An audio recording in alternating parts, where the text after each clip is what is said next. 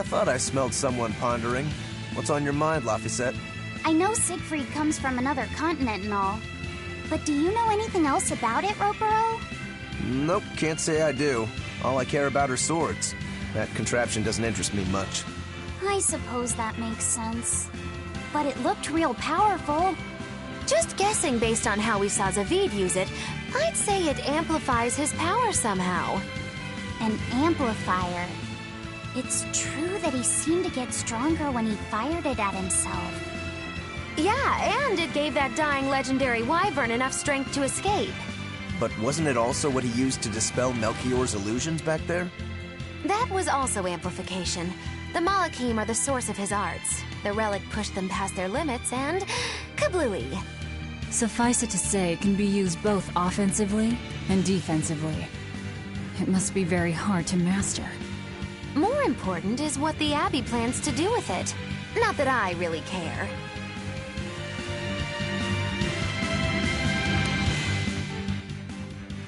Laphicet? May I ask you something? What is it? The girl with the umbrella from Lord Melchior's illusion. What is her connection to Eisen? I don't think he'd answer if I asked him myself. I don't know. I was wondering about her as well. She was pretty, wasn't she?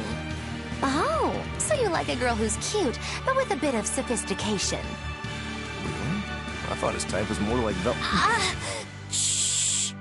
What's going on? We were discussing a delicate topic. Laphicet's first crush, if you must know. Oh. No, we weren't. We were just talking about the umbrella girl from the illusion. The umbrella girl. That illusion made Eisen hesitate. She must be really important to him. Indeed.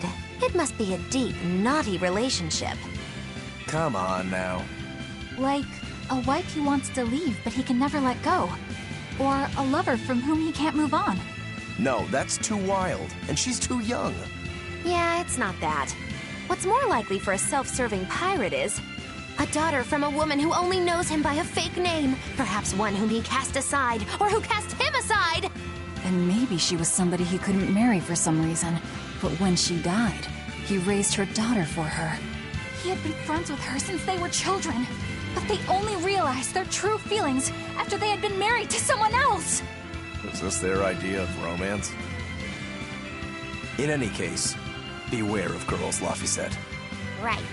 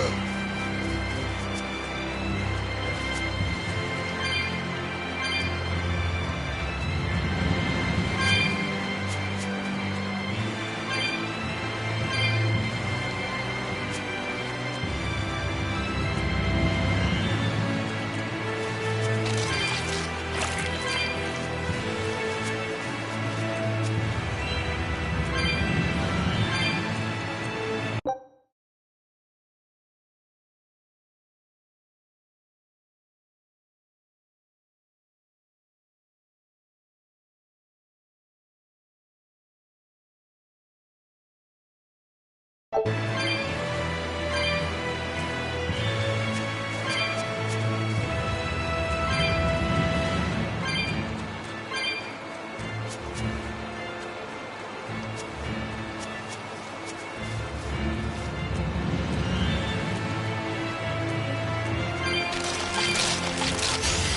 show you the beauty of my power!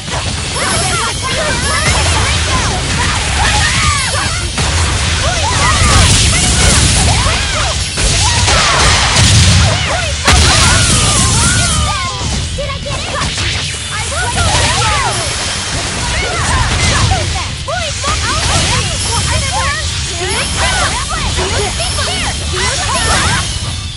Well, that about does it.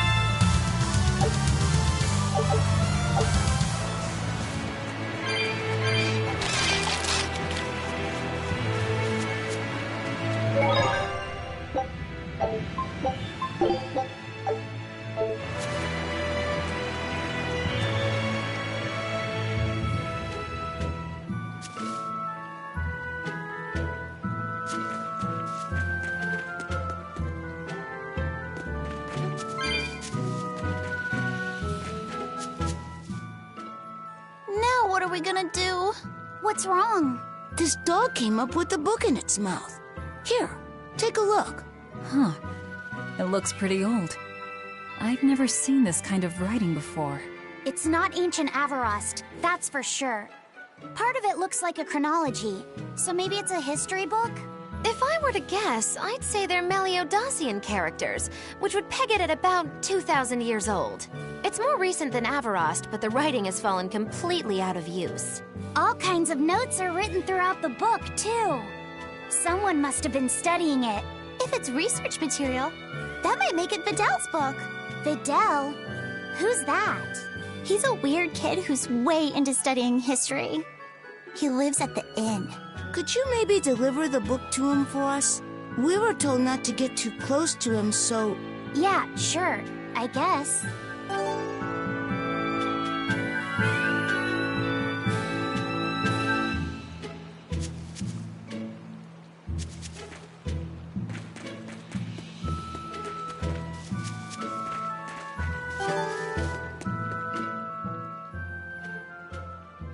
My book! My book!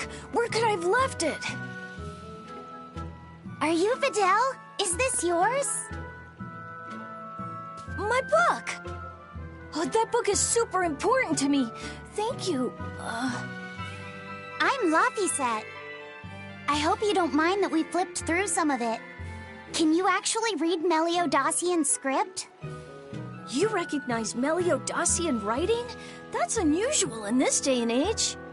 Oh, it's not that big of a deal, really. When I grow up, I want to be an adventurer who travels the world and explores lots of ruins. So to make sure I'm ready for anything, I've been studying ancient history, starting with the Era of Darkness. The Era of Darkness? You're referring to the Dark Period, right? Right. Almost no written records from the age have survived. But if you compare the history before and after, you can tell something major must have happened. Wow, that's fascinating. I know! Look at those two, all worked up over an old book. My little brother was just like that too. Laffy and our brother used to. We've received reports of suspicious persons in the area. Have you seen anything? Not good. They're onto us. Quickly, hide in my house.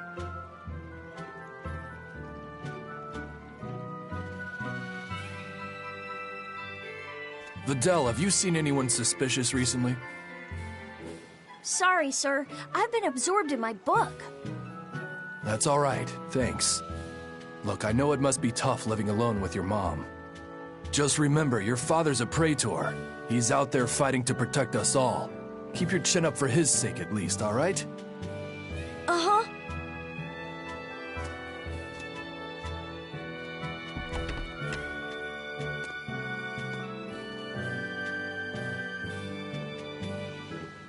Thanks for your help, Videl.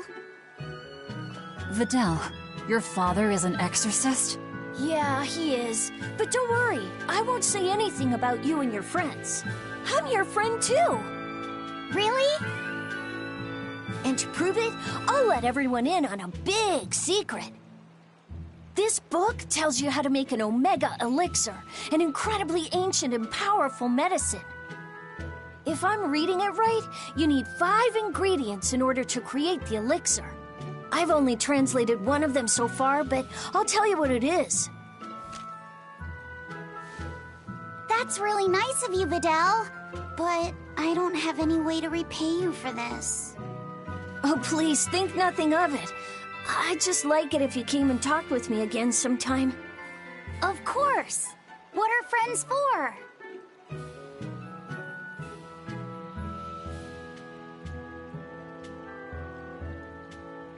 The Omega Elixir. That's an ancient medicine said to be able to cure any disease. But it was my understanding that no samples or recipes survived the Era of Darkness.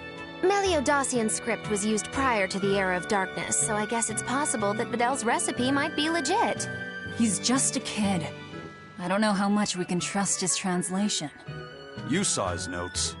I doubt many adults could even get anything out of that book. He might be onto something. Kids are more capable than we give them credit for, especially where their interests lie. I think we can trust Videl. Laffy used to read books intently like that, too. Furthermore, couldn't a hypothetical Omega Elixir be quite useful to you, Velvet? Laffy-set, you look like you really want to track down those ingredients. Yeah, I do. Personally, I don't really care. But if you want to look for them, I won't stop you. Okay.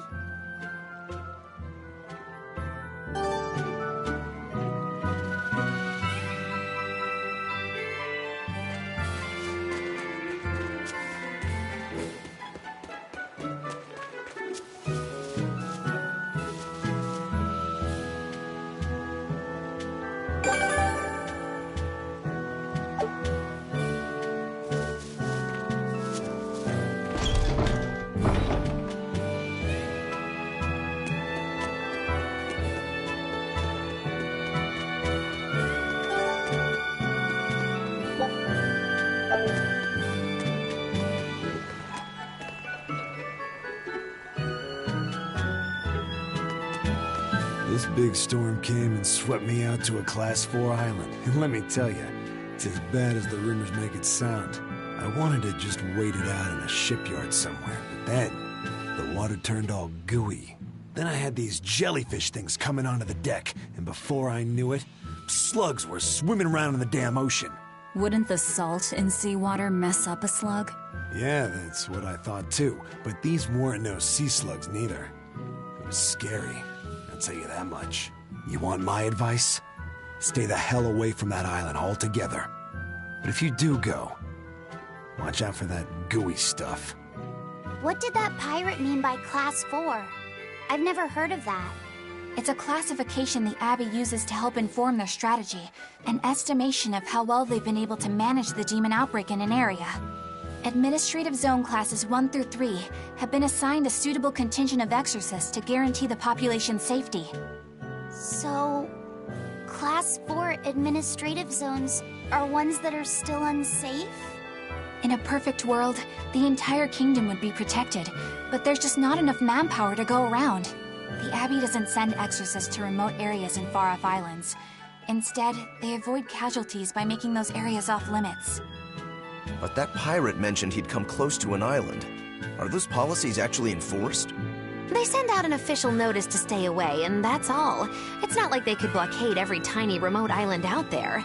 So you're free to dive into the deep end if you want, but no one will come to your rescue. Hope you know how to swim. If they could keep the demons in check, they wouldn't have to tell people to stay clear. Frankly, I think the Abbey just doesn't want to go near places like that. In other words, these are dangerous places that the Abbey has washed their hands of.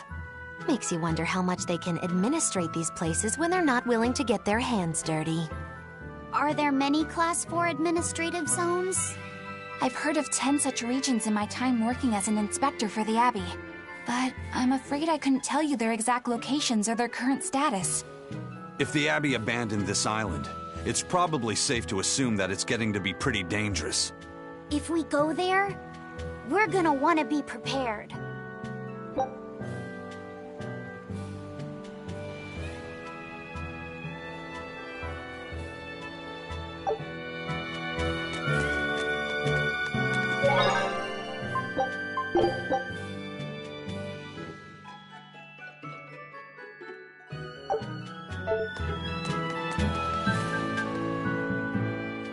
Demons! There's more of them! A whole band of them rampaging through Warwick Forest! There was already one dangerous demon in those woods, and now we have more! And they're still on the loose! A lot of exorcists have come to deal with them, but... What do these demons look like? That's what I want to know. Those Abbey people won't tell us nothing. Every time a demon comes around, it's all, show us your cargo this, and don't leave port for a while that. How are we supposed to catch any fish? These demons really are a pain in the neck. If I was an exorcist, I'd lay down some justice, I tell ya. At the end of the day, it's not the demons or the exorcists that have it rough. It's us normal folk. Anyway, you guys should be careful. There are demons about. Thanks for the warning.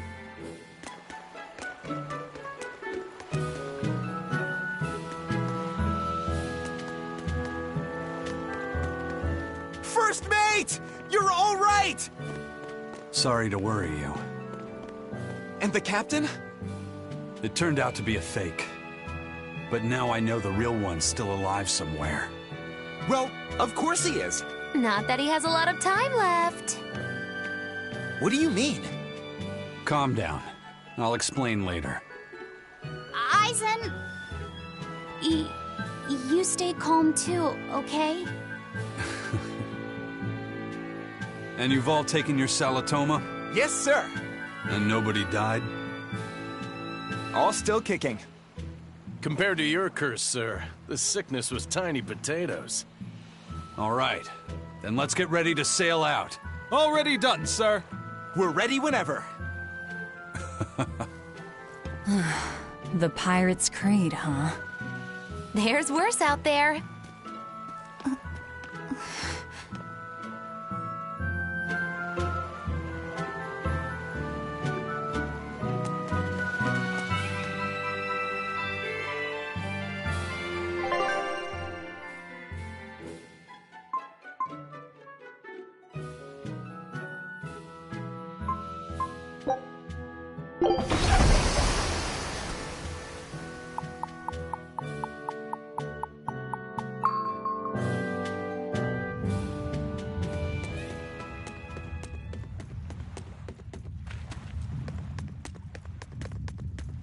Is that a fighting arena of some sort? I don't see any demons around. Look! There's something spewing out of the middle! I sense a really malicious force emanating from it. It's probably the vengeful spirits of those who fought and died here looking for glory!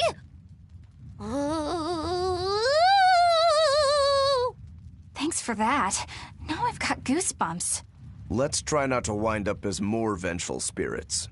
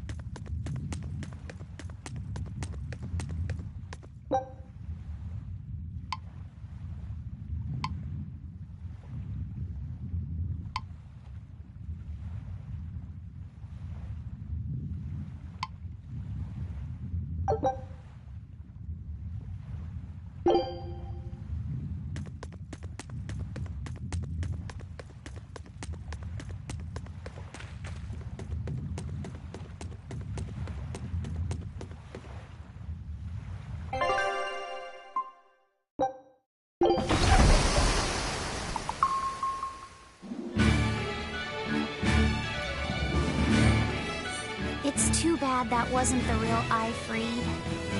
But I'm glad everyone on the ship is feeling better. Yeah. Though it sounds like they never want to touch that Salatoma stuff ever again. What about Eleanor? She took it too, and her face went all wow. I don't mean how she looked. I mean how she actually feels. Oh, well, she looks like she feels better too. Good. You're worried about her, aren't you, Velvet? No, it's nothing like that. Let me tell you something, kiddo. When young maidens ripen, they have trouble expressing their feelings. So Velvet's ripen? Mogulu! Quit giving Laphicet confusing thoughts. No trouble expressing those feelings, I see.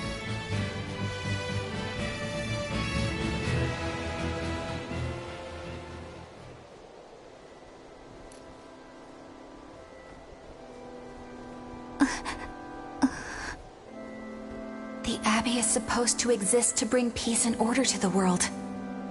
Everything the Abbey does, everything Lord Melchior and Shepherd Artorias do, it ought to be rooted in that mission. And yet, something just doesn't feel right here. You are dismissed. That knowledge is not for you. Something wrong? Whoa! Easy there. Just asking. Sorry. I was just deep in thought. Is there something you need from me? Nah. Just heard a bunch of sighs and wondered if you were feeling sick or anything. No, I drank my Salatoma juice. Ah. Tasted like crap, didn't it? It wasn't that bad. Hey. What? Are you afraid of demons? No, I am not. It's more like I despise them. 10 years ago, a group of them attacked my village. They destroyed everything. And everyone. Including your family? Yes. The only family I had at that point was my mother. And in all the chaos, she... All I have left of her is this hand mirror she gave me. I didn't want anyone else to have to feel the way I did. And so I became an exorcist in order to destroy demons. So you can keep your pity. Gotcha. I will then.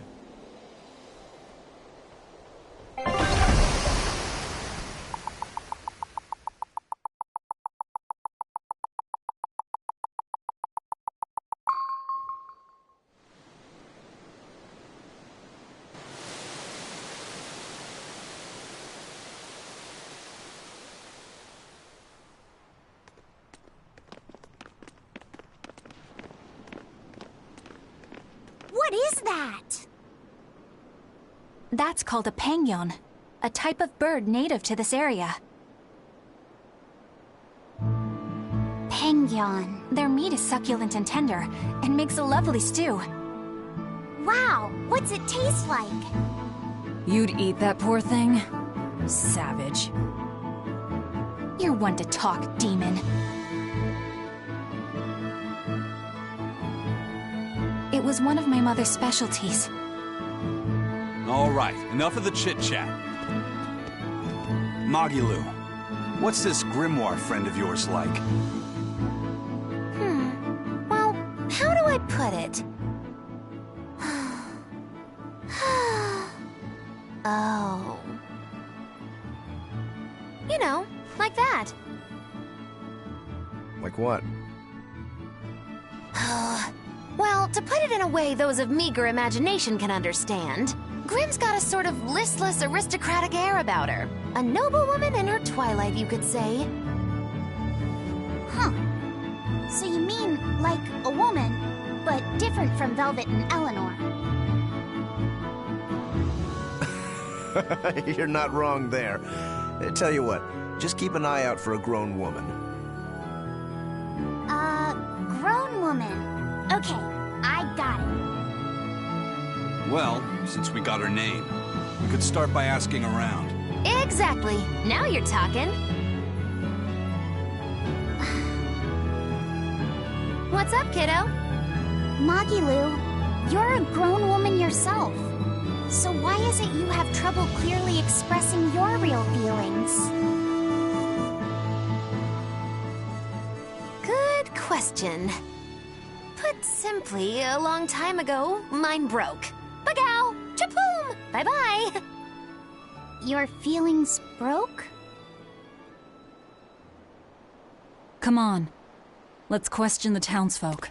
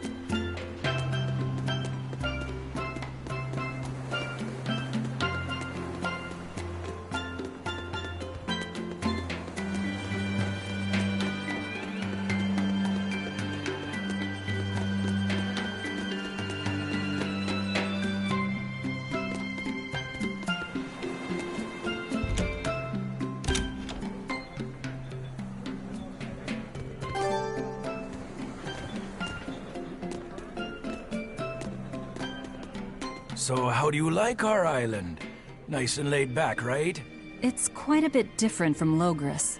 This place was even more relaxed before the opening. But recently, a lot of our young folk have gone starry-eyed about the city and left us in the lurch. It's still better than it was when the demons first started showing up. We have the Abbey to thank for that. And because people are traveling more now, the need for ships has skyrocketed. Our lumber industry is booming.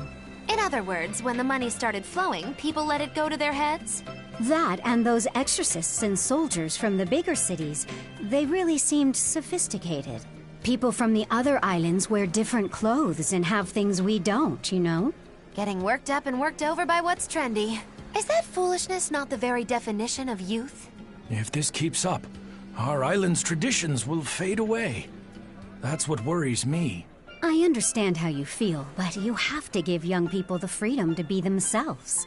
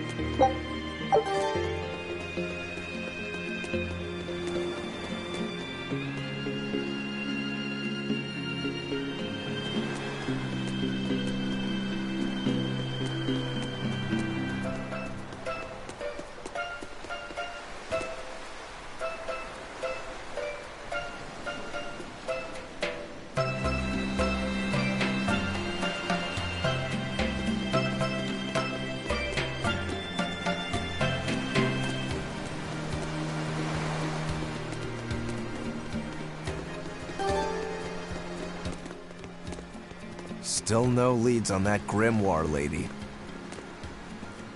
Magilo, when did you get that letter from her you mentioned? Hard to say. It must have been last year? A decade ago? Take this seriously, or I'll feed you to the sharks. Oh, what? I think I'd at least rate a kraken. Keep this up and I swear I'll eat... It's them! The final preparations are complete. Once you've assumed your new post, everyone will act on your command. Thank you, sister. But to be honest, I worry that these shoes I'm filling might just be a bit too big for me. You need not worry. You possess a special strength and quality that others lack. Shepherd Artorias has high hopes for your deployment to Palamedes. Fear not. Just be yourself and you'll do fine. Believe you're a leader, and you will be. Yes. I'll try to make you proud, sister. They're sending him to Palamedes? Is that the name of a facility on this island?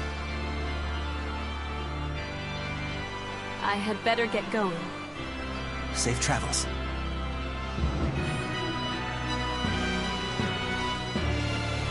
Oh, one more thing. Be careful around the demon in Haria. It's stronger than it looks. We've even had some casualties. Understood.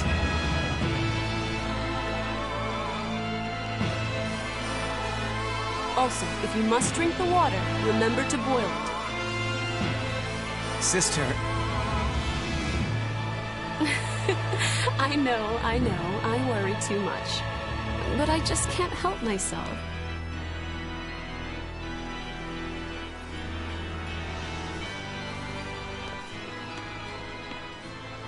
So, there's a demon in Haria. Sounds like it's a pretty feisty one, too. If so, it may prove useful. Still, what magical timing for Oscar to show up here at the very same hour we do. I understand your suspicion of me, but have you any proof? None, it's true. But as an exorcist, you're certainly sympathetic to the Abbey's cause. And soon you may wish we were sympathetic.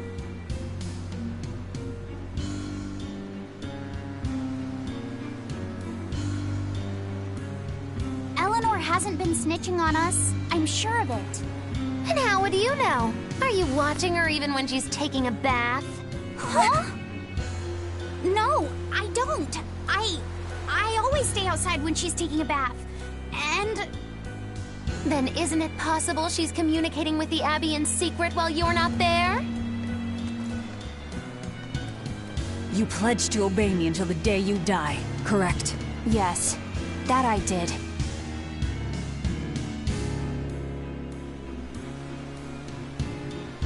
Remember, when you two trade blows, only the Abbey wins. One less demon, and one less traitor for them to worry about. While we're standing around here arguing, that demon could be attacking Grimoire. It's true. Let's find some more people to question around town.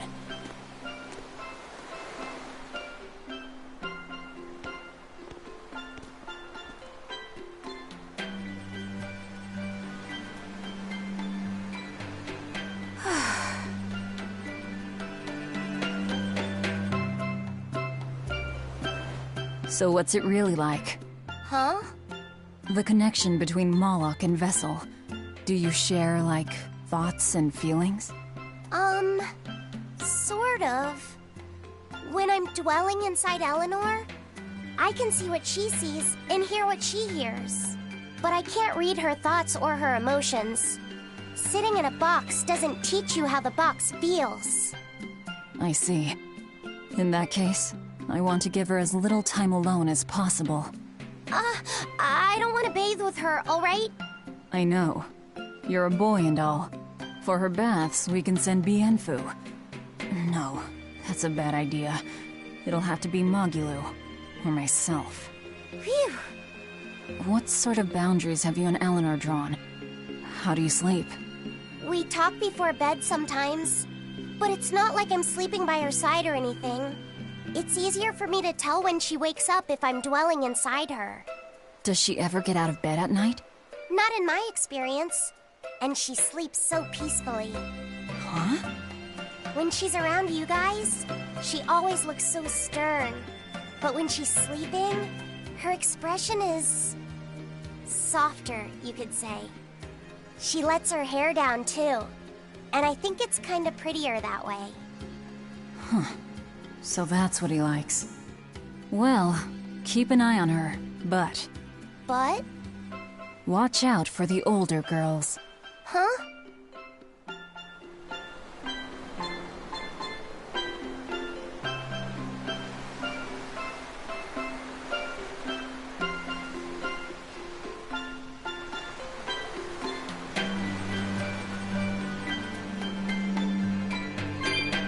Teresa and Oscar sure seem close.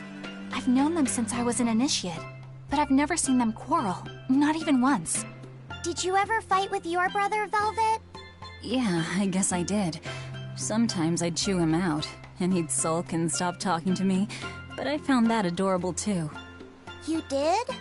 No matter how much he dug in his heels, or tried to talk like he was in charge, after a while he'd be right there trailing along behind me. Like a little puppy dog. Puppies are a lot more obedient. I always had to keep an eye on him. Little brothers are odd creatures. Rokuro's a little brother. Is he adorable too? Huh? I don't think a little brother who's out to kill you is in any way adorable. But Shigure seemed like he was having fun. Sometimes you just don't make sense. Huh? I don't know. Little brothers. Do you have any siblings? I'm an only child. Well then, that's perfect. You pretend the boy is your little brother. Huh? That's a bit extreme, but actually, when I'm talking with Lavisette, sometimes I think, this is what having a brother must feel like. I could be Eleanor's brother. Don't take any of this nonsense seriously, Lavisette.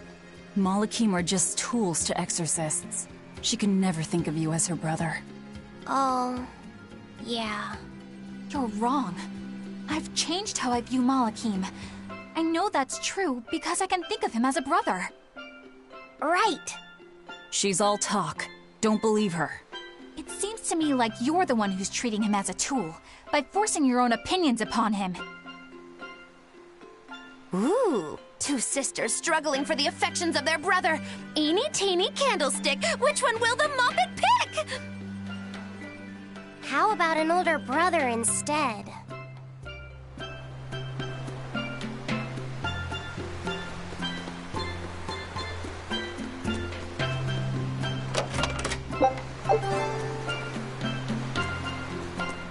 The people of Southgand originally worshipped Amanuj, the Empyrean of Water. The lives of the people of the Southern Isles are inherently tied to the sea. Whether it was gratitude for a good catch or an appeal for protection, everyone offered their prayers to Amanuj. But the Abbey worships Innominat, don't they? Do the people still keep their faith? Most of the people obey the will of the Abbey, but one small village deep in Southgand is a special case. The village is called Haria, and even now they keep their faith in Amanuj. They've even quarreled with the Abbey. I'm grateful that they fight off the demons. I really am. But do they have to dictate which gods we worship too? They think they do. It's their truth. Then again, they can't control what's in your heart, can they?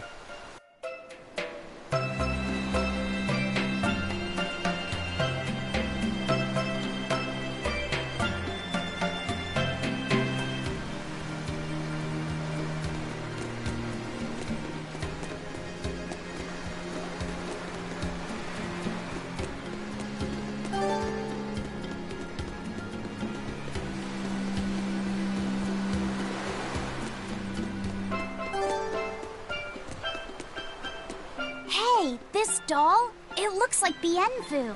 Ah, a keen eye you have, young man. That is a doll of the Empyrean Amanuj. That's... Empyrean Amanuj? Yep, no doubt about it. I've seen her with my own eyes. Real dignified, but not without a bit of a temper. You saw her? Why was she angry? Well, the Abbey's banned any profession of the Amenochian faith in Southgand, despite her popularity. Gotta assume that's what got her all bent out of shape. I tried talking to her, but no matter what I said, she was just like, oh. Wait, that sounds like... And that low-energy goddess you saw? The doll you've got here looks like her? Yeah, more or less. Ha! Fortune smiles upon thee, weary adventurers. That listless goddess is none other than Grim. Grimoire isn't human? When did I ever say she was? So, shopkeep, where'd you see her? I think it was down by McClear Beach. Pensively watching the tide come in? That's her, all right. Quickly, to the beach! Why didn't you mention Grimoire as a Moloch before now? You can't be too careful with that information. Spies listening everywhere!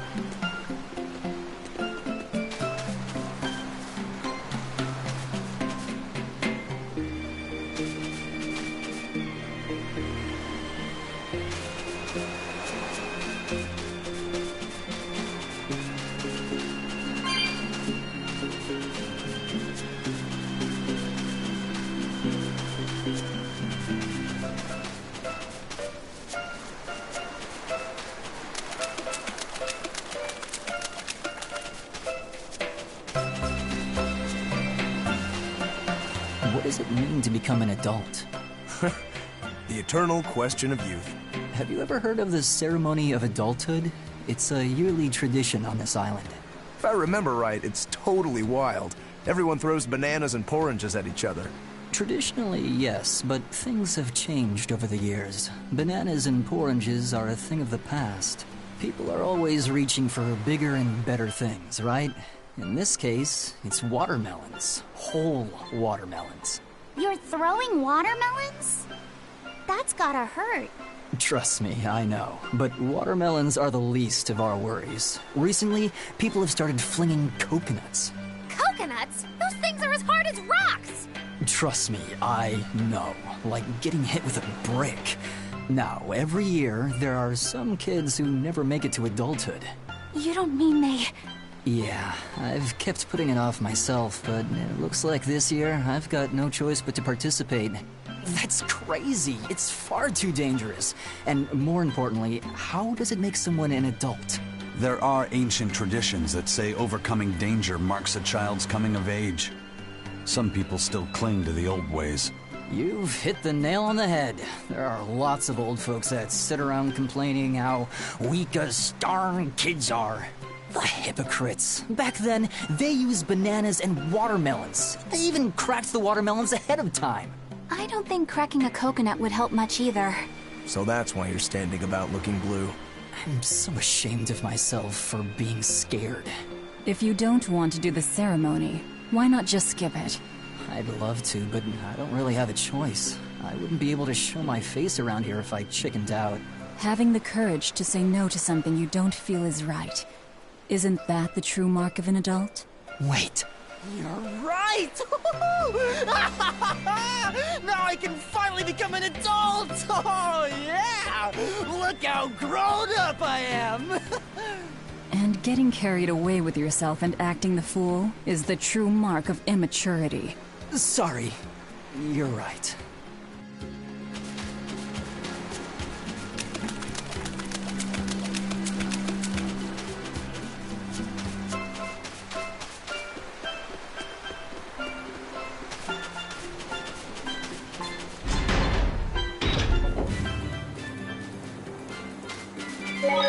Beautiful waters. So this is Muckler Beach. I hope she's actually here.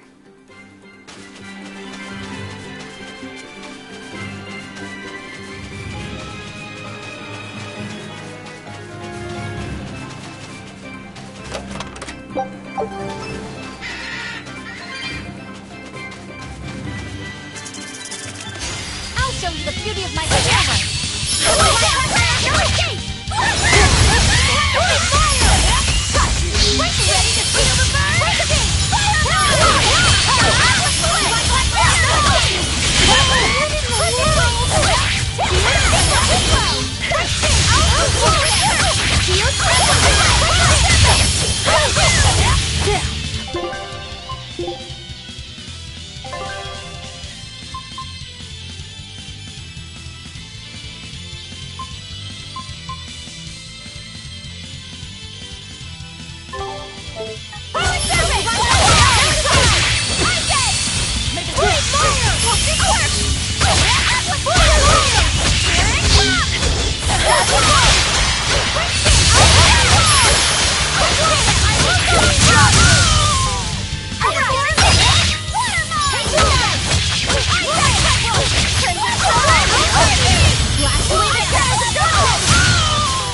I was amazing, wasn't I?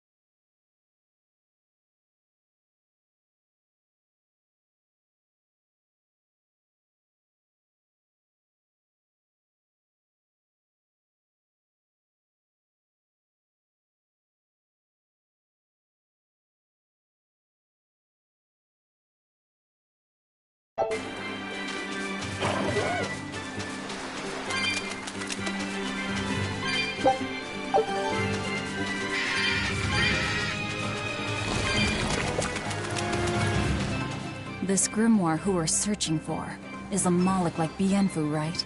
To be honest, I don't see how someone so different can be a Moloch just the same as Laphicet or Aizen.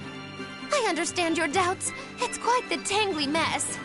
I'll tell you anything! In that case, I've been wondering, what's underneath your hat? Oh no! Anything but that! So, we've hit a wall already. But that ribbon flaps around and gets in the way, right? Could I take it off for you? No! No! That's not possible! You mustn't remove the ribbon! Why not? That's another thing I can't say! It's all cans with you. Alright, is there anything you can tell me? I I could talk about what type of Malakim we are, or our position in the world of Malakim, or our abilities. Oh, I'd like to know all that. Then I will tell you. Listen closely. We Norman are a well-established race of Malakim. Compared to other Malakim, we aren't as adept at manipulating natural forces, but we excel at drawing out and heightening the abilities of others. Think of them as a convenient power-up. They're also known as common spirits. Don't even say that! We Norman hate being called that. Why is it so painful for you? Because it makes people think we're average and unremarkable. That's why we work so hard to show how we're all different. That does explain your quirky speaking mannerisms. Don't sweat it. That's a perfectly common thing to worry about. Don't say that!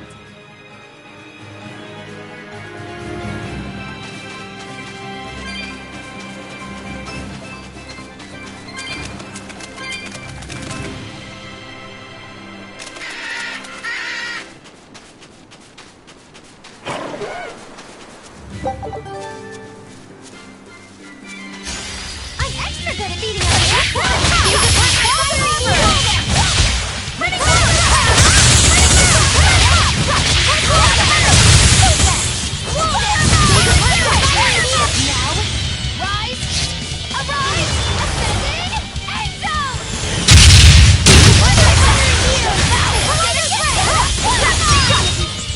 We're finished here. Let's go.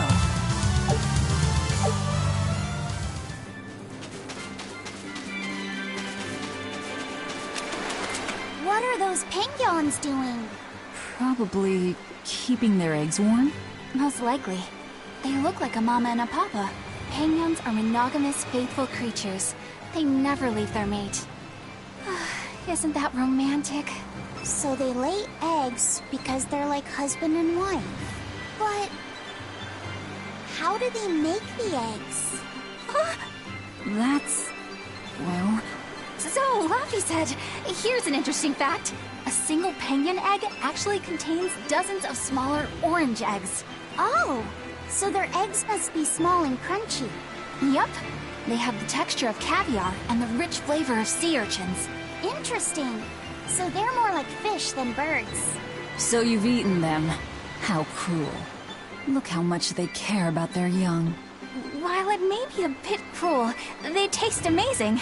They're considered a delicacy in some circles. Top a bowl of rice with these crunchy eggs and some rich penguin thigh meat, and you get a dish called family fricassee. That's a horrific name. I wasn't the one who named it, okay? Those eggs look tasty, but I think I'll pass.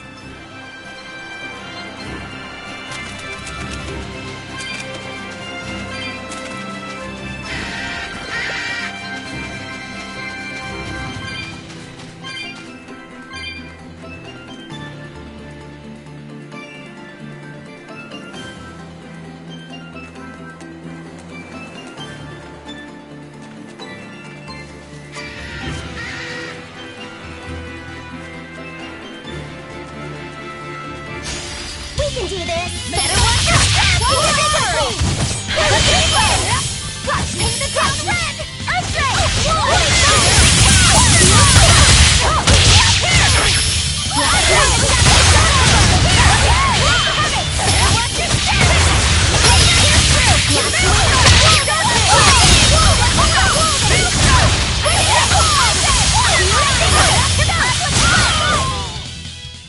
Not bad.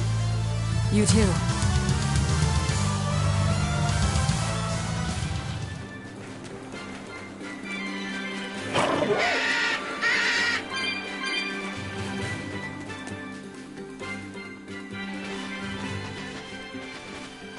Is that...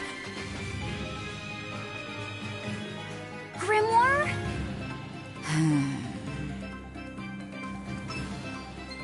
She's moving away!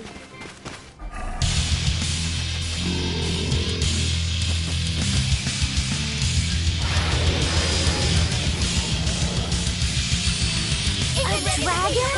No, just a big lizard demon. Is he friends with Dial?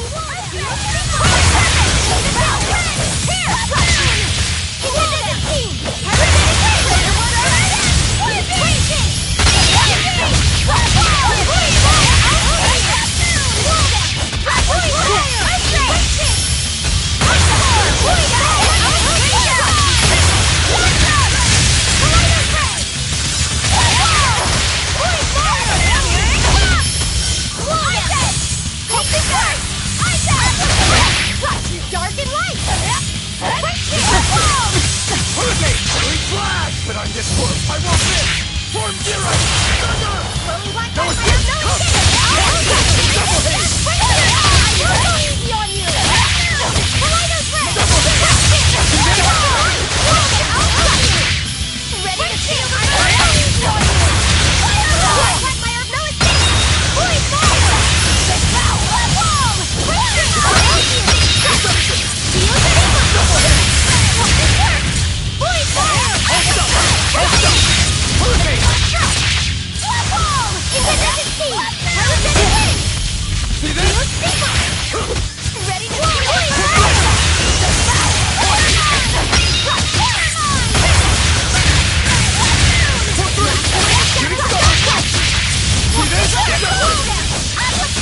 It turned red! Oh, it's sad!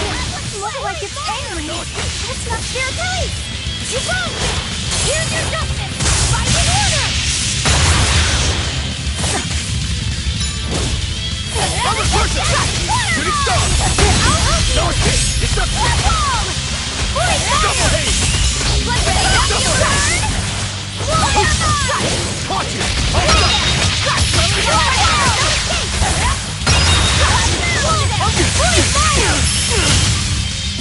Whew, I thought we were done for.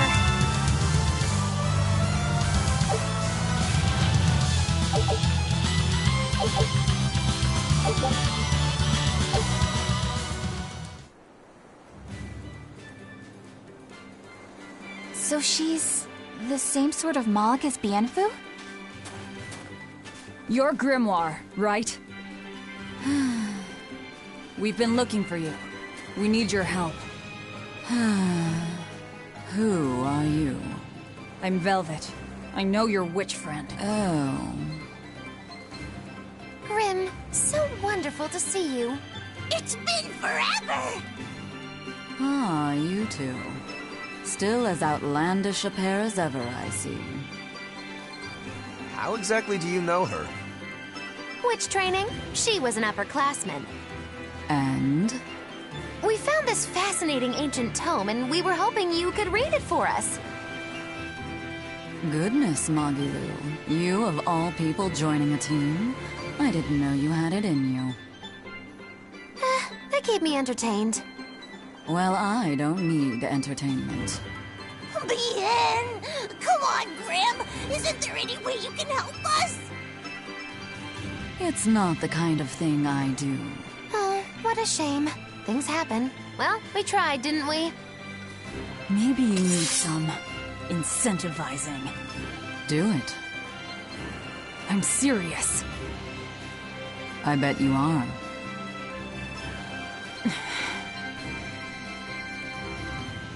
Your eyes tell me you're dangerous. Trouble follows you like a hawk tails a rabbit. And at my age, trouble is something I'd rather avoid. How old are you? Ask me again and you'll get a firework in the tush. My apologies. It appears we've wasted our time. A walk on the beach is never wasted, but sorry.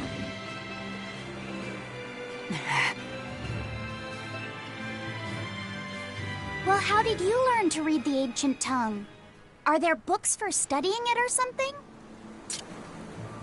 My. Are you actually thinking of learning it on your own? Well, I love reading, and I want to learn more about history. Besides, we need what's in this book. You have passion, child, I'll give you that. Not to mention you want to be helpful to Velvet, don't you, kid? Yeah. My tuition isn't cheap, you know. You will teach me? No, I won't. But I admire your dedication enough to read it for you. Now where's this book? Here it is, ma'am. You needn't be so formal. Oh, yes, ma'am.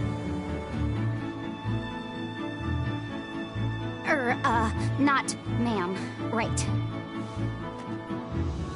Let's see what we're looking at here.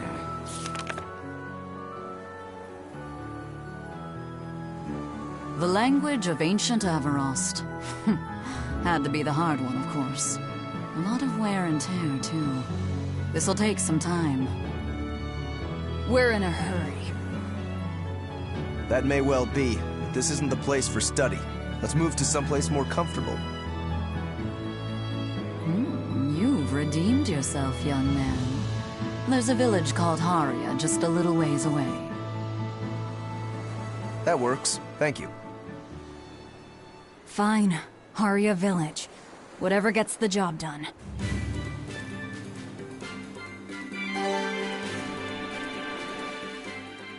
I apologize if I'm being rude, but I have to ask.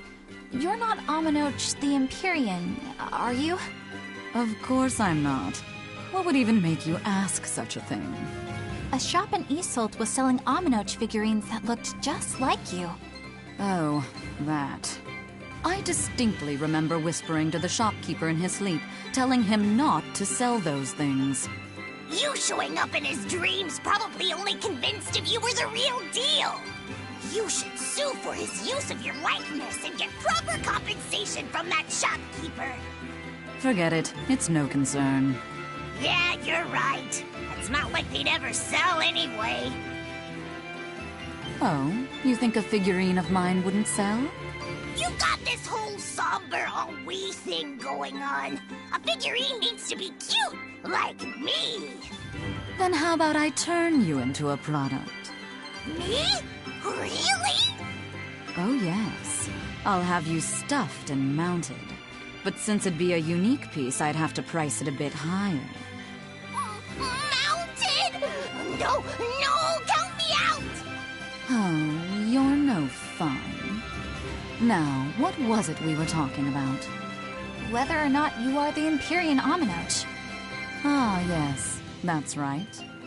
I'm no Empyrean. I'm just a simple girl. It would be hard for anyone to worship an Empyrean like me, right? That's true. I mean, it just seems like you're the type who can see through anything, so perhaps an Empyrean seems less intimidating from a certain point of view. You're saying I'm scarier than an Empyrean? Not scarier exactly, just more of a savvy sort of woman. That's not a bad answer, but it won't get you out of the doghouse.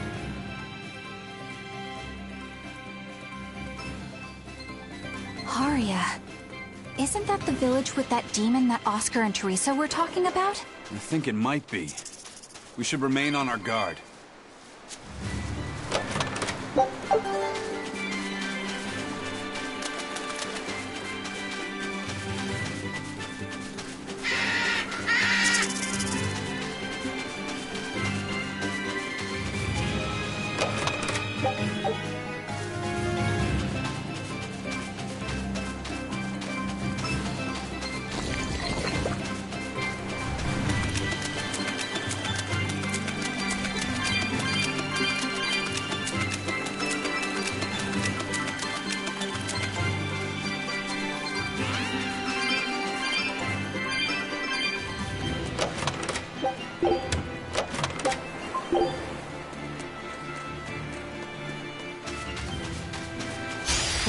It's a dark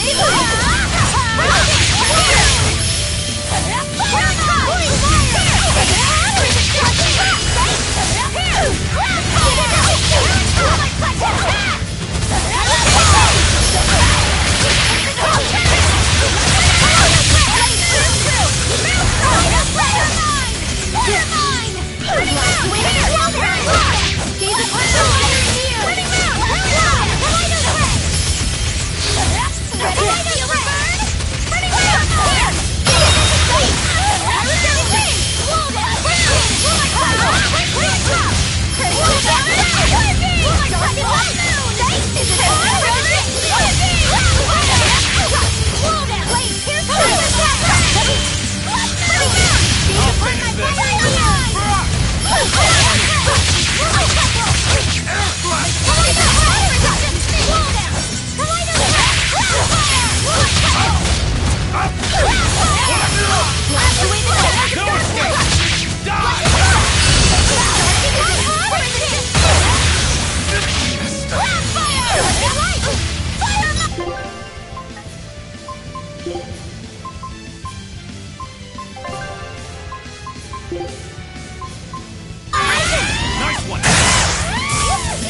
Gaze upon my fiery mirrors! Quick now!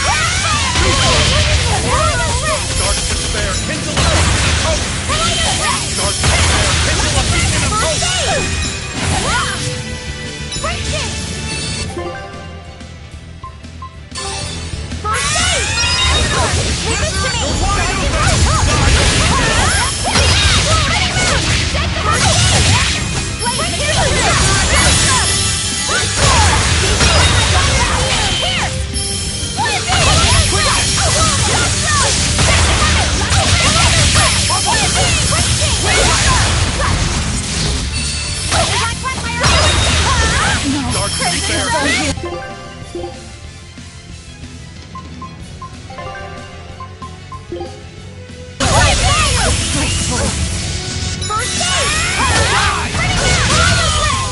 That was a considerably powerful enemy.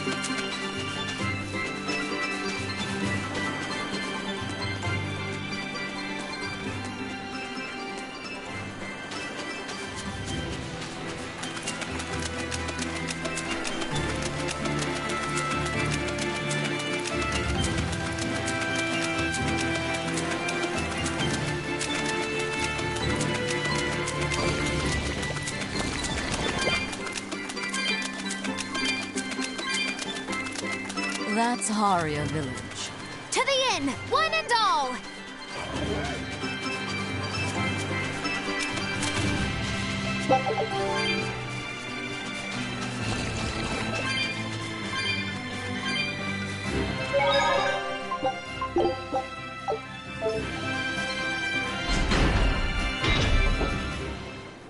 From what we heard in Iseult, demons are attacking villages, and more people are growing upset with the Abbey. So I hadn't expected things in Haria Village to be so laid back. They might be on their best behavior because you're accompanied by an exorcist. Huh. I didn't know you could see the world in more than just black and white. The Abbey wouldn't entrust my responsibilities to someone who couldn't see beyond the surface. I have seen many things in my work. I've beheld both the light and the darkness in the world of men. Despite that, no, because of that, I won't turn away from the wrongs that I encounter. Moreover, I have faith. I believe there is good in all our souls. The darkness, huh? Yes, like you. You're awfully direct.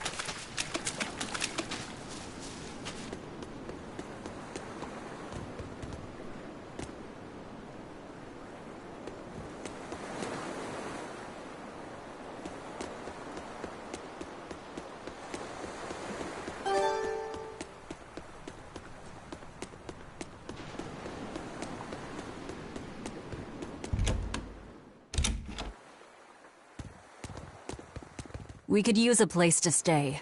Any rooms open? Yep. Just finished cleaning, in fact. You can help yourself to that room there. All right, time to start deciphering this scroll. Let's wait somewhere outside so Grim can concentrate. Do you think maybe I could stay and watch? I really do want to study the ancient tongue. I promise I'll be quiet and not get in your way, teacher. What did you just say, child? That I'd be quiet and... No, what did you call me? Teacher? You said you didn't want to be called ma'am, so I thought maybe that'd work.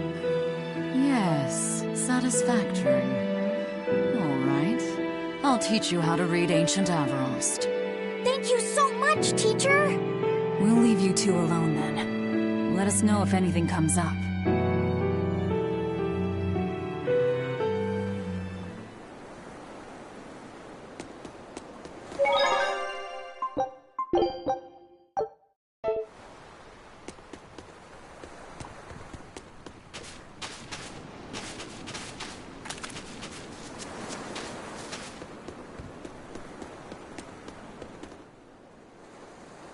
Listen, I don't know what they told you in Isolde, but our village has its own traditions. This village is under the divine protection of the Empyrean Amenoch. For unbroken centuries, a line of his priestesses have guided us. They're tasked with performing the sacred rites of worship. And sometimes, they even deliver us his words and will. And there's still a priestess today? Of course. And her daughter is training to become our next priestess. Although, I sometimes feel they push themselves too hard. Both mother and daughter are giving their all for Haria. But the Abbey doesn't care about any of that. And they stole our temple from us. By force? An exorcist named Teresa came and heard us out. But from the very beginning, she always intended on taking our temple. Her words may have been kind, but that doesn't change the fact that she demanded that we worship her god, Inominat. In all the years we've worshipped Amenoch, not once did we ever try to force others to adopt our beliefs. Why haven't I seen this priestess she's talking about?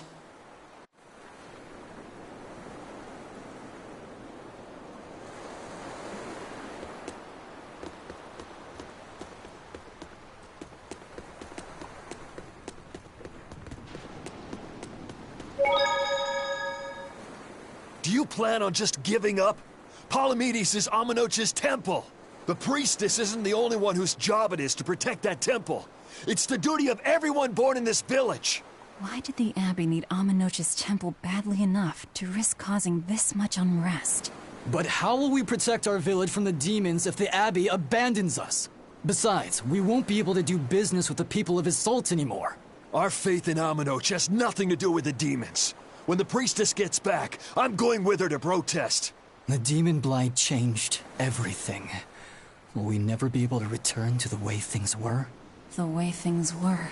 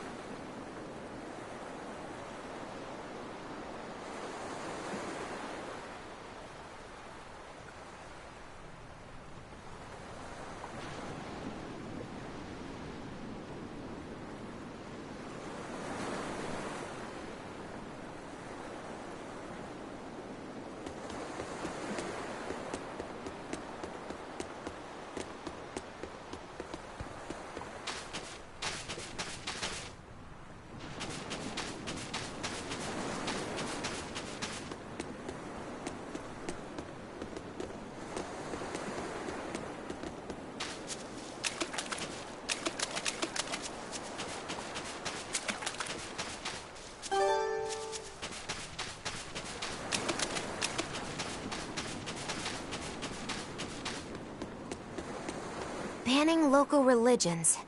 The Abbey sure knows how to oppress the populace. I'd imagine that comes part and parcel with spreading the good word. Other gods would only get in the way. From what we overheard, it sounds like they've taken over Amenoch's temple, Palamedes, to use as their base of operations. Sealing it off would be provocative enough. But straight up taking it over? Not a lot of so-called reason to that. Unless... Do you think they need it for some other purpose? Shrug.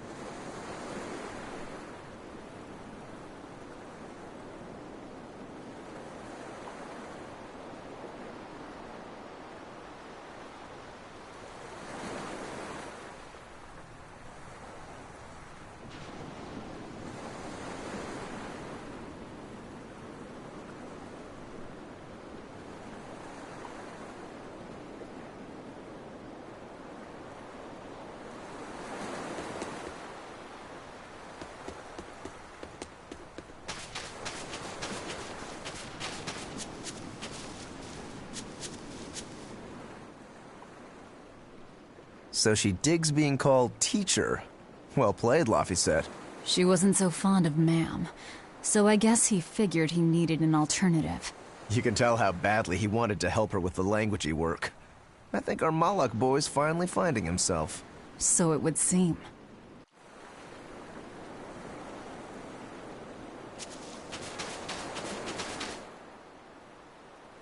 What connection do you think there is between the violet demon Teresa mentioned and this village?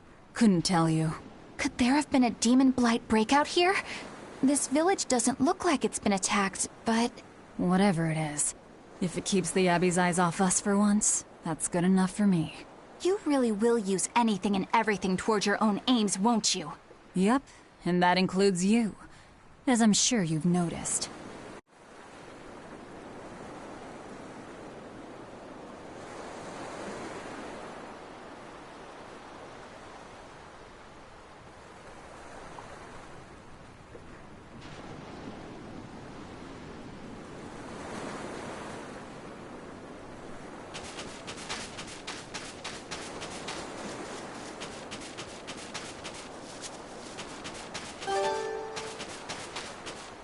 It sounds like deciphering the text might take some time. We should be prepared to wait it out here a while. Hopefully it'll all be worth it in the end. I hope so too. But ancient Avarost is complex. It's not just a matter of knowing the grammar and vocabulary. Oh? Then how exactly do you read it? I'm not sure about the specifics myself, but from what I understand, you kind of have to intuit a lot of it. A language based on guesswork? Thanks, old dead people. You're officially the worst.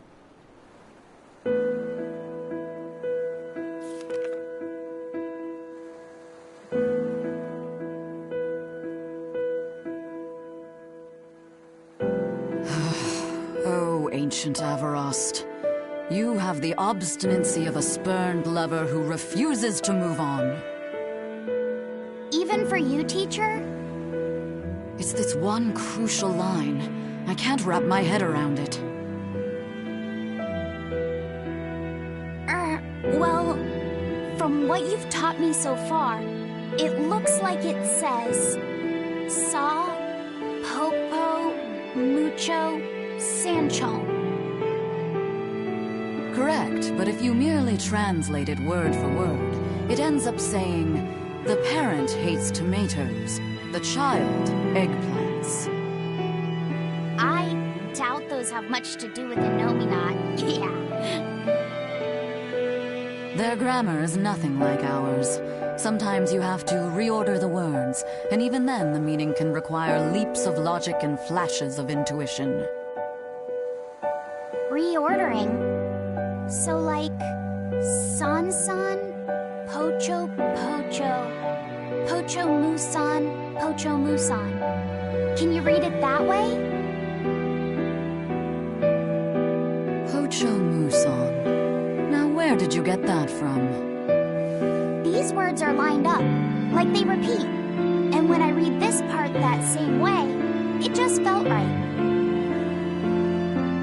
Pocho Musan. If that's repeated here, then the passage turns into... the Nameless Empyrean. Empyrean! Ho ho, that has to refer to Innominat. I think we're on to something. All right, so if we apply this rule here, then... It would seem to be a book of children's counting songs. It's not about Innominat? What matters is what the song says, child. And I think you will be very interested in the words. I wonder if they've made any progress yet. Shall we go check on them?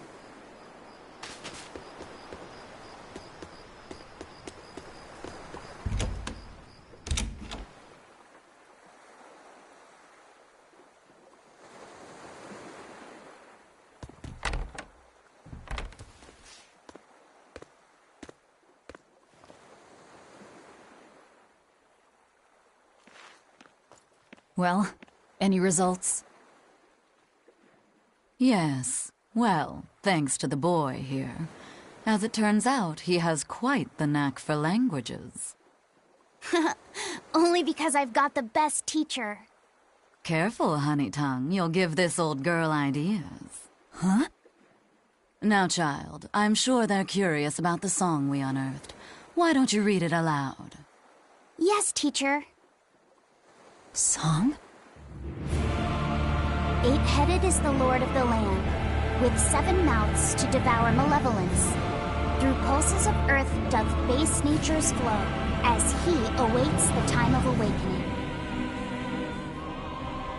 4 Empyreans may tear him asunder, but so long as there is one receptive to divine power, Therians shall be forever reborn, in sight of the full crimson moon. The nameless Empyrean hath one heart, the nameless Empyrean hath one body. Therians? Essentially, this ancient text you found is an annotated volume of drawings and songs pertaining to Enominat. Annotated? Then hurry up and just tell us what it means. I'm sorry. So far, we've only figured out how to read the song lyrics. All right. I take it we're still in for a good long wait before it's thoroughly decrypted. Likely so, but if we want to find out what the Abbey is up to, we need to know what's in this book, no matter how long it takes. What the Abbey's up to, is it? I think we can learn much, even from the lyrics alone. The drawings depict him with 8 heads. One of them belongs to his main body, but the other 7 are his mouths. Those mouths consume malevolence, sending it along Earth pulses back to that main body so he can awaken. The 7 monsters fitting that description are called Therians. Right. Now as for this malevolence, I have no idea what that means. What about the second part? I haven't studied much ancient history, but it said this world was created by 4 Empyreans: Earth, Water, Wind, and Fire. But they also call Enominat an Empyrean. Perhaps a war broke out between Enominat and the other Empyreans that resulted in him being sealed away. But if there is someone to connect with this divine power, the Therians will keep spawning. And just like that, Enominat will be revived. If we assume that Shepherd Artorius fits that bill, and that he's trying to reawaken Enominat, everything lines up. Which means our job is to find these Therians and cut off Enominat's heads, so to speak. But where do we even start looking for them? Remember, the song states that the Therians in Enominat's body are connected through Earth pulses. If their job is to feed Enominat, the most effective place to position them would be at the Earth pulse points. Points? The places where the power of Earth pulses is concentrated.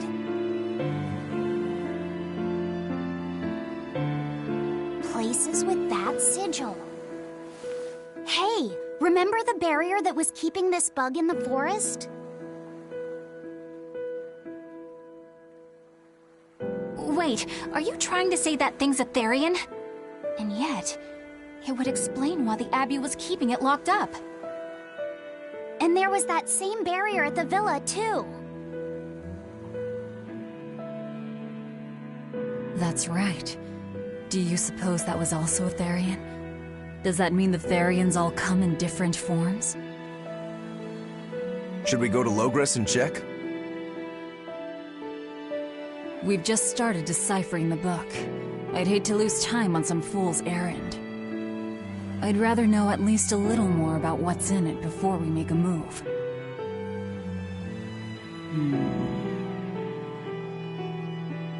Something bothering you, Grim? This line. The one about Therians being forever reborn.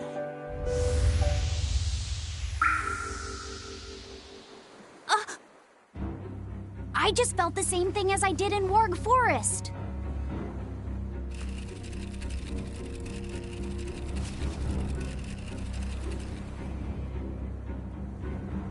needle's pointing in the direction of Amenoch's temple, Palamedes. Do I recall hearing that the Abbey took that over? Temples and ritual sites are often built on places thought to be rich in spiritual energy. Could the temple possibly be an Earth Pulse point? There's lots of Earth Pulse points scattered all over the world. If there's only 7 Therians, most of them will be empty. It's not like we have any better leads. If there's even a chance, shouldn't we go check it out? Better than sitting around waiting on the book. If nothing else, we'll find out what Laphicet is sensing.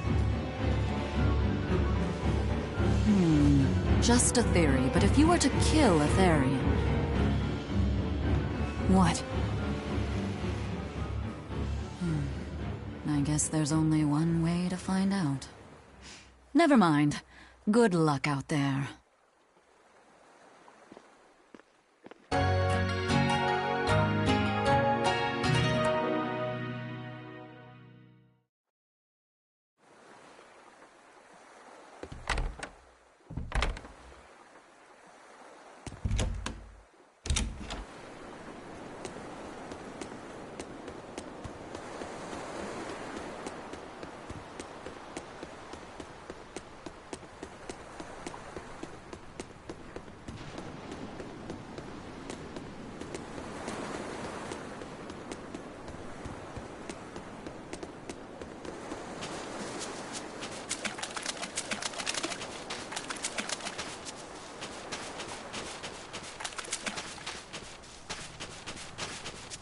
I can't deal with this anymore.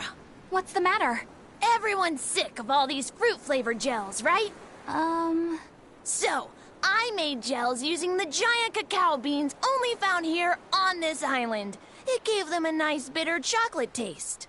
But people complained that they weren't avant-garde enough. Ugh, chocolate-flavored gels, how prosaic, bah! This got me fuming! So I caught some maiden bonita fish you find around here, ground them up, and made some gels with them. You put fish into chocolate gels? Well, people do braise meat with chocolate. Chocolate and fish may go surprisingly well together. Exactly! It was the discovery of a century. The bonito flakes crunchiness and the gel's gumminess made for an exquisitely bad combo, which made it interesting. So if you made an innovative new type of gel, why are you so angry?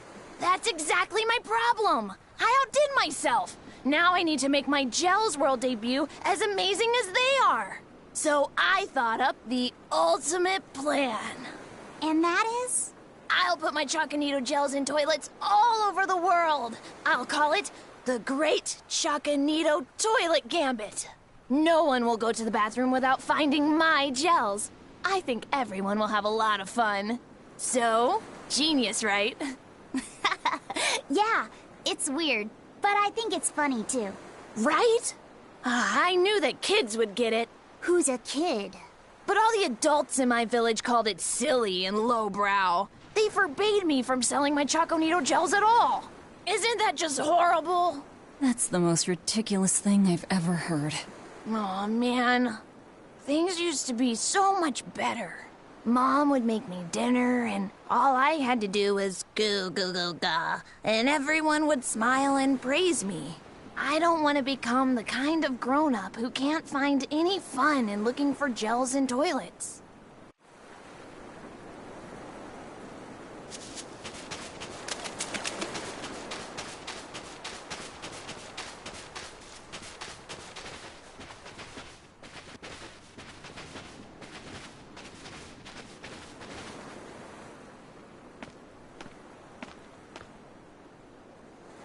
Who are you? The innkeeper's daughter. I happened to overhear you all talking about going to Palamedes, and... Did you report us to the Abbey? Report? But you already have an exorcist with you. If you have any business, talk with her then.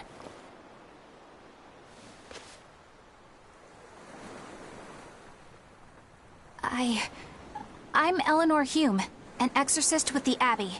How might I be of service? I want you to look for someone. A mother and her child went to visit the Abbey grounds, but they haven't returned. They've both gone missing? Yes. The mother's name is Mahina. She's a priestess of Aminoch. And her little daughter's name is Kamoana. Hold on. If she's a priestess of Aminoch... Right. Ever since the Abbey booted her out from the temple, she's been regularly going back to make her objections heard. But one day, she never returned home. And now her daughter has disappeared too. I can only assume that she went to go look for her mother. And you believe they're being held at the temple? Oh no, ma'am. I just can't imagine Mahina would abandon her daughter like that. Kamoana is next in line to succeed her, so she's had a strict upbringing, but her mother truly loves her. Please forgive Mahina for her protests. I was just hoping you could use the Abbey's resources to track them down. I will do everything in my power to find them. Thank you. Thank you so much. Like Kamoana, I grew up with only my mother as family. I can't help but worry for them. Of course. Let's be off, Miss Exorcist.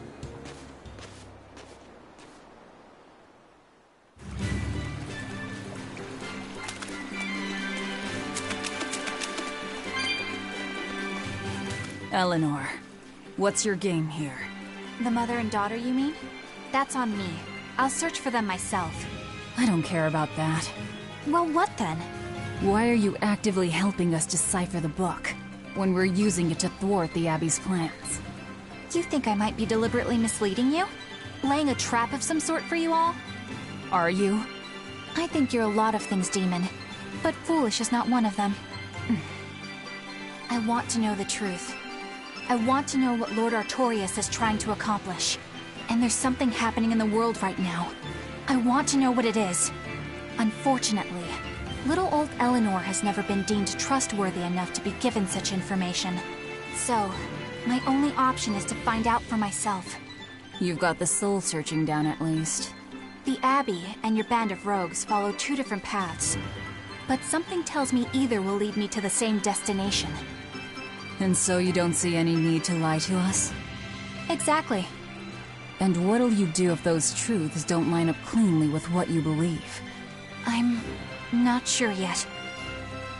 As honest an answer as any. Either way, it looks like you'll be working with us for the near future. Yes, for now. Hey, could I ask you something? What is it? About the Therians. I've heard you call yourself a Therian before. Is there any particular insight you have about them? No, none. Artorias said I was one, that's all. And that doesn't bother you? Does it bother you? Nope, not at all. If you're not worried, then neither am I. I'm surrounded by freaks. But was that truly the reason Ceres chose me?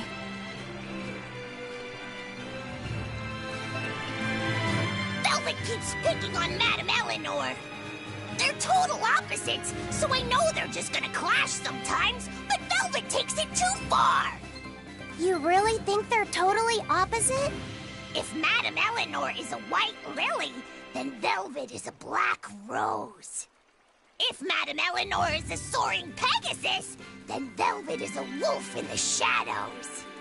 If Madame Eleanor is a plate of spaghetti carbonara, Velvet is squidding noodles with seaweed. I don't follow you completely, but I think I get the point. I'm sure you understand. The two have nothing at all in common. And since they don't share anything in common, some fighting now and then just can't be helped. Well, they both have beautiful hair. Okay, but we're talking a noble exorcist and an aloof demon. Eleanor sometimes treats you coldly. And Velvet has helped me more times than I can count. Madame Eleanor gives herself fully to the salvation of others. But Velvet is bent solely on revenge. That means they're both motivated by thoughts of others.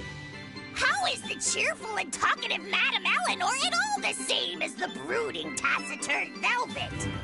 Both of them talk to me when it's just the two of us together. You're just trying to be contrary. I'm only telling you what I've experienced. Actually, I feel that Madame Eleanor isn't really reaching out to me. It's all right if Eleanor doesn't want to talk to you. I'm here for you, Bienfu. You aren't alone. That just makes me feel lonelier. You two are opposites yourselves. Huh?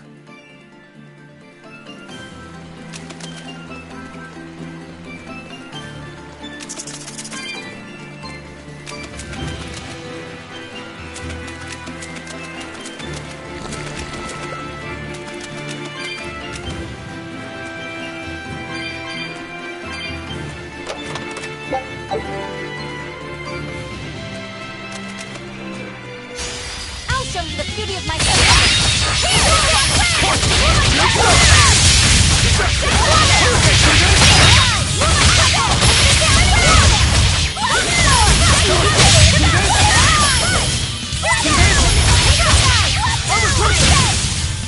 I can't even call that a fight.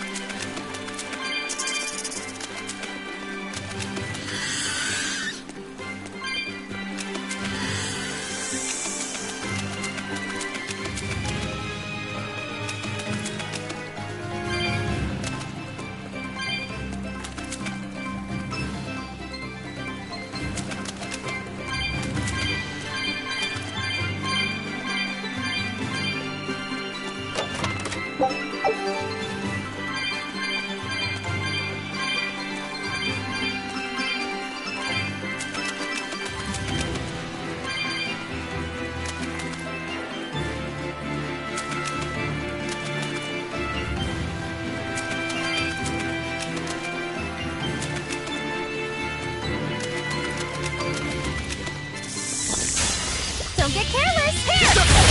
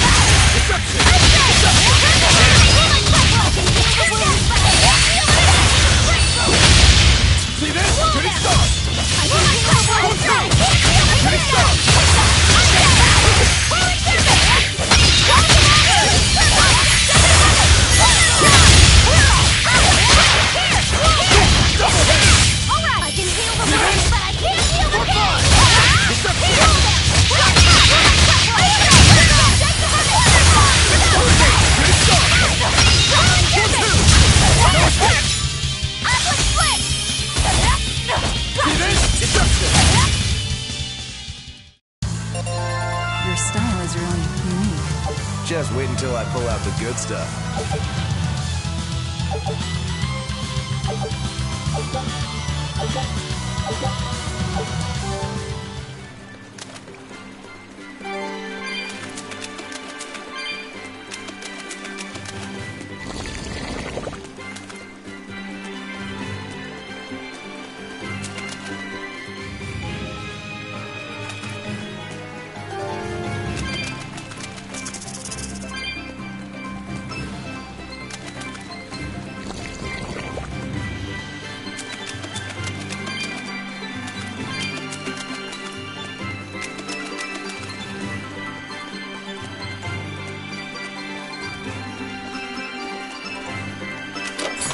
Are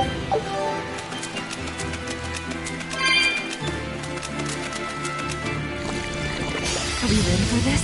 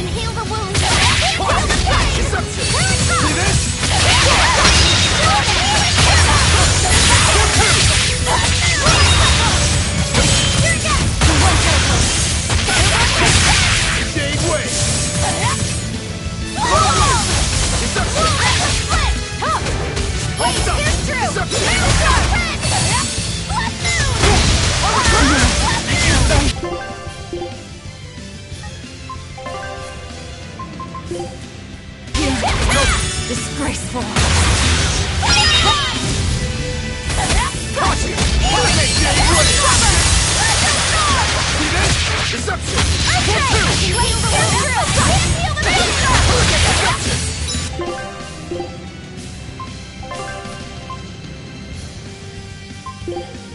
Yes!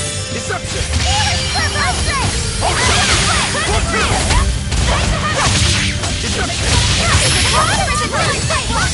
See this? Deception!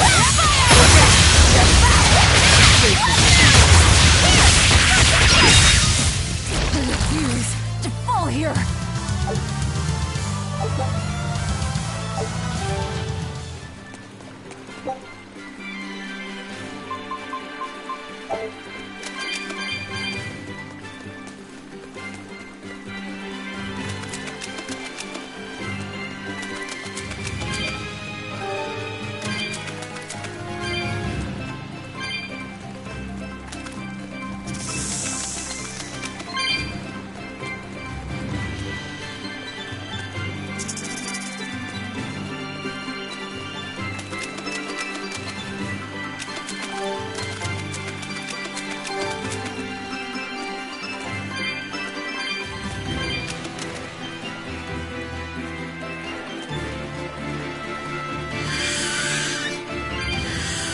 This rocky shore just keeps going. Just don't step on any sea slugs, okay? Why not? What's the big deal? It's just that it isn't pretty. Their insides squish everywhere. Yikes. That sounds pretty traumatizing. Then again, if you pickle their innards, it makes for a great snack. You eat them? Oh, don't be a baby. You've had worse. Forget the sea slugs. Try not to step on the coral. Good point. Coral is alive and needs our protection. Or maybe it's because some of it can be sold for jewelry. I didn't mean either of those reasons. Although Manon appears similar to Maclear Beach, it was formed by a completely different process. Now that you mention it, this area is covered by rocks. Maclear is just your average seashore. But Manon here was made by the slow corrosion of seaside caves. They were worn away by the waves? That too. But mainly, it was the handiwork of a rock-eating species of coral, known as ravening table coral. Stay in contact long enough, and they'll melt your flesh right off. Ah, so that's why it tingles every time I touch the coral. Why didn't you warn us earlier?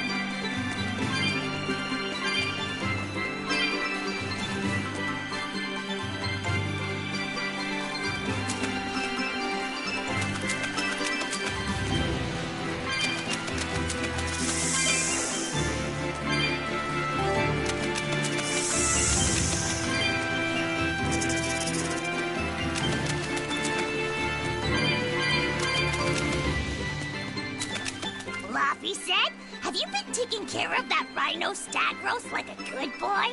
Of course. I make sure to feed it every night before I go to sleep, since it's nocturnal. How long are you going to keep on calling it a rhino stag roast? I don't know. It's a new kind of beetle, so it's gonna be hard to tell if it's really a rhino or a stag. You're asking a lot of questions. Bienfu, do you like bugs? Duh! I love rhinoceros and stag beetles both! What guy doesn't find them fascinating? Right? So which kind of beetle do you think it is? Rhino or stag? Oh, that's a tough question. But guess what? Miss Mogulu taught me a surefire way to tell. I didn't know there was a way to tell. Yeah, but if I do it, you gotta name it after me, alright? Come on! What guy doesn't wish he had a cool bug named after himself, right? And besides, Miss Mogulu told me that this technique is so good that it's only fair to have a bug named after you in return. So what do you say, man to man? Come on, let's live the dream! Oh, all right. How can I say no to that? Besides, we all did work together to capture it anyway. Yay! Thanks, Laffy Set. All right, show me the bug, and I'll tell you what it is. Miss Mogulu says you need to open up its outer wings and get a good whiff of the thin underwings. I'm pretty sure I remember rhinoceros and stag beetles smelling really nasty under their wings. Is it really that bad? Why not find out for yourself? No thanks. I think I'll pass. Maybe you shouldn't do this after all, Bienfu. You probably just want to hog the name all to yourself. Well, too bad! A real man never goes back on his word. If it packs a mean punch, then it's a rhinoceros beetle. And if it smells really zesty, then it's a stag beetle. I don't know about this. Just let him do it, Laffy. He's already volunteered. I can do this? Just you watch!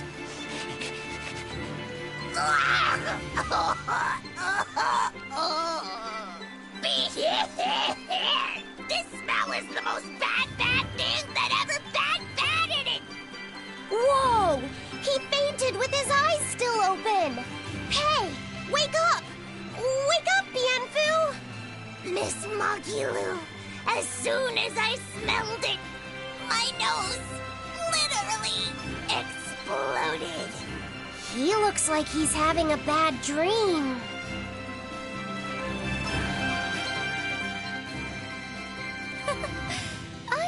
with my little eyes a kiddo who's spying at my bewitching waist. Oh, sorry. I just couldn't help it. What are those books anyway? Oh, that's a great question. Since you asked, I'll reveal the secrets of my tomes just for you. On the right, I've got my household ledger in the back and my magic encyclopedia in the front. That one I mostly use for oil blotting paper. What's oil blotting paper? It's a girl thing. The two on the left are my heavy book, which I use for flower pressings, and then my super pop-up book. A super pop-up book? When you open it, it pops out with the force of a raging river! When an enemy has me cornered, I can just open it up facing a nearby wall and pop! Instant getaway! The only downside is that it's a real pain to try to get closed again, so I haven't used it in years. What about the book right in front? That's actually layer cake. Whoa, really? Seared into its batter are precious bits of knowledge. Eating it is just as good for your brain as it is for your stomach. Wow! I had no idea that was possible. He's taking this so seriously, I almost feel bad. All of your books are so interesting, Magilu. That's really cool. There's no end to your curiosity, is there? What do you say? Want to take a closer look? Boy, would I. If you really do, then say, Magilu, I want to get to know you better.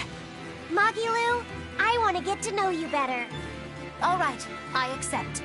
I'll reveal to you my most private secrets. Wow, so that's what's on the other side of these books. I wouldn't have ever guessed that. What the? What are you doing with Laphicet? He said he wanted to see, so I'm showing him. You have no right to stand in the way of his desires. It's my job to protect him as his vessel, especially from someone so wicked as yourself. Also, what you're doing runs contrary to public decency. Witches aren't supposed to be decent. These bindings with the locks on them. This style used to be really popular during the Meliodas dynasty. Now that I know you're such a bad influence for him, I'll be keeping a closer eye on you. If you can't learn to take it easy, nobody's ever gonna want to marry you, you know. Like you're a shining example of marriage material yourself. Hey, Magilu, could you turn them over one more time? I want to see how the book's attached to your belt. Yeah, sure. Hey, Magilu, I was wondering about that book you have on your waist. The one you called your heavy book, for flower pressings. Your curiosity truly knows no bounds, does it, kiddo? Okay, nobody else knows this, but since you're so interested, I'd hate to leave you hanging. My heavy book, the one I use for flower pressings, is none other than a collection of Bienfu's poetry. Bienfu likes to write poems? Yep. You'd never guess it, but he's actually just about the best Moloch poet around. Some people even call him the Great Norman Poet. Here, I'll read you my favorite one.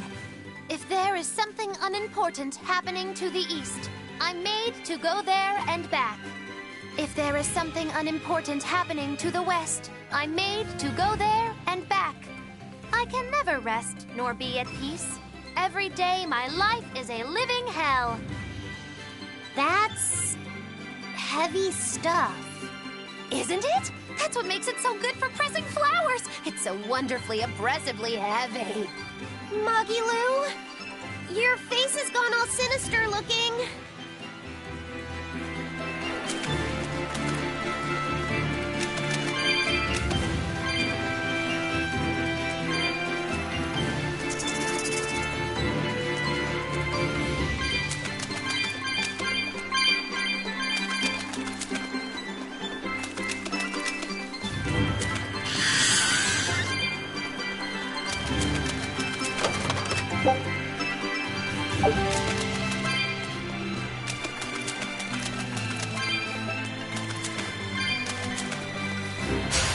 I'll show you the beauty of the hero!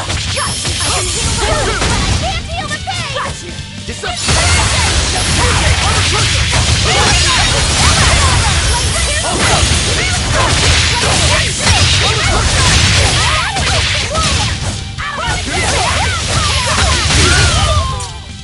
Yes, I know, I'm incredible.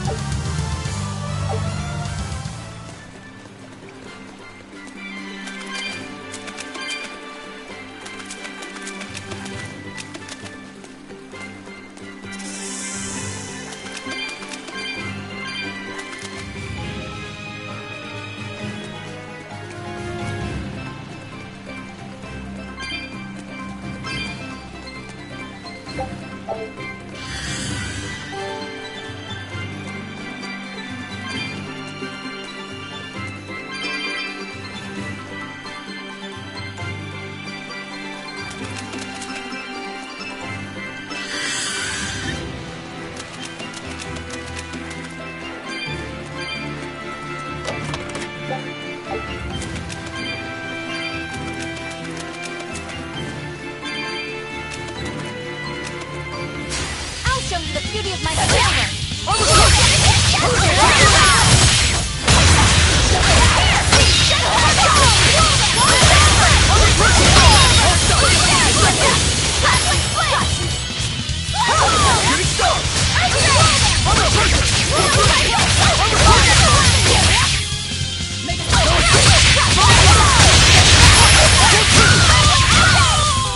I was amazing, wasn't I?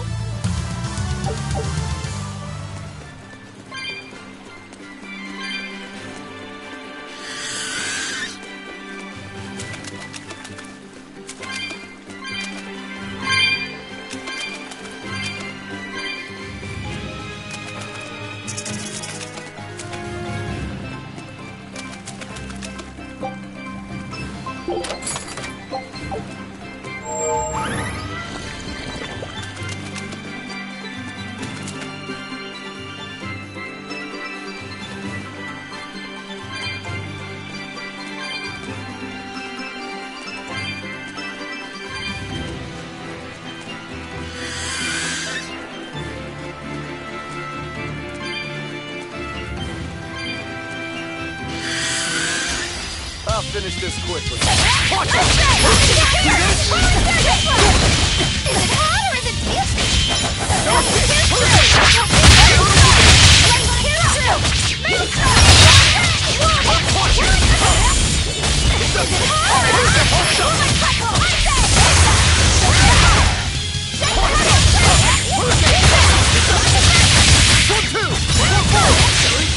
But I'm this close. I won't miss.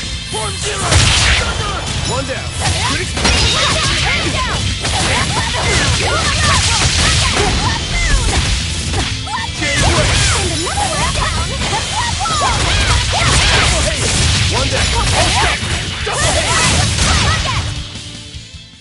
You really do have a peculiar air about you.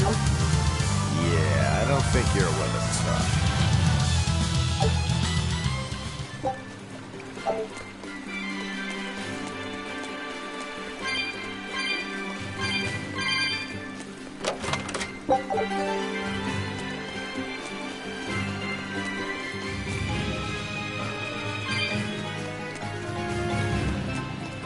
How about it, Laphicet? Picking up on anything? Yeah, in the direction of the temple. The feeling's getting stronger now.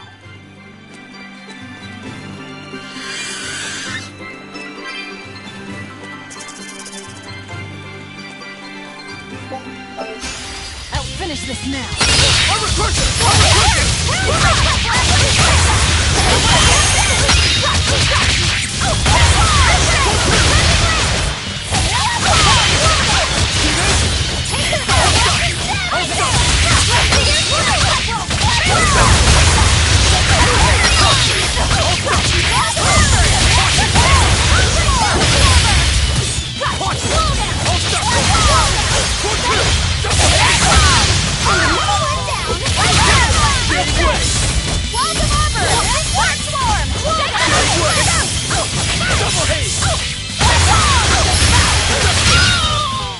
You won't get any pity or compassion from me.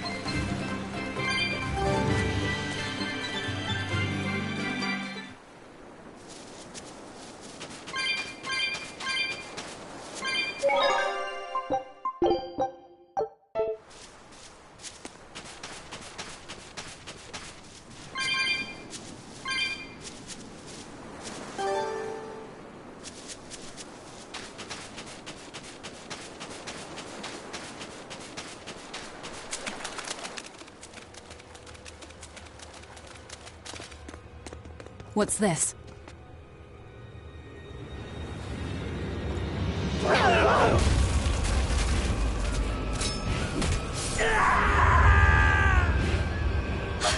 A demon! The demon we heard about? Sounds like it's having fun. Then we'll use this distraction.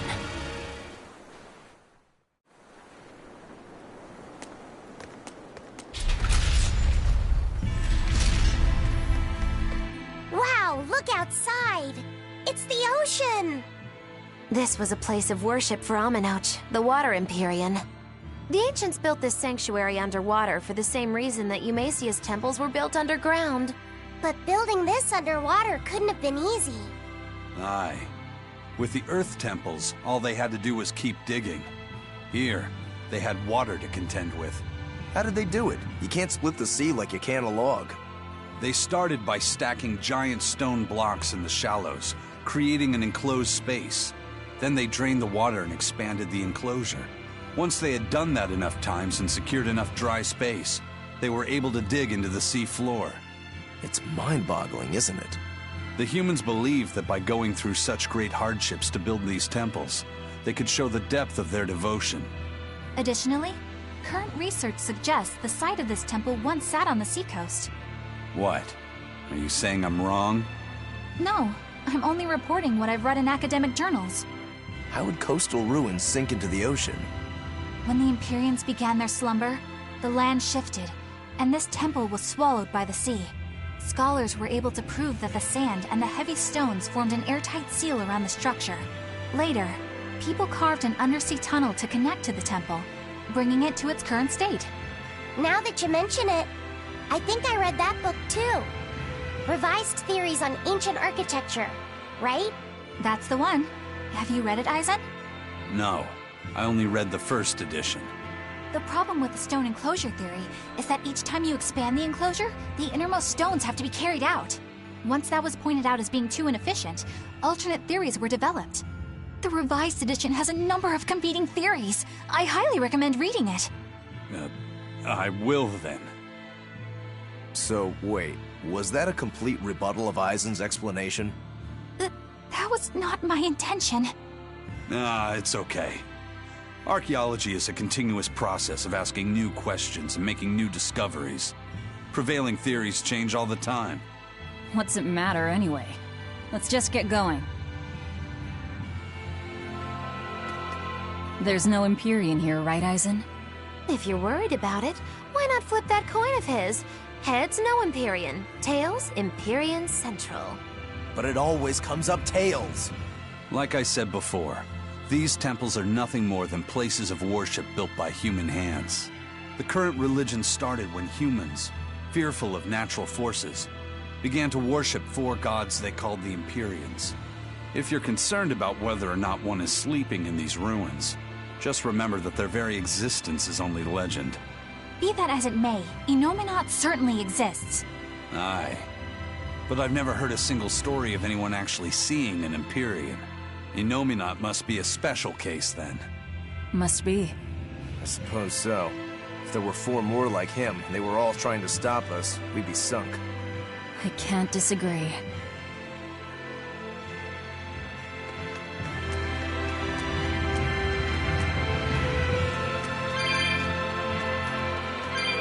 Don't waste my time. Ready to feel the burn? No escape!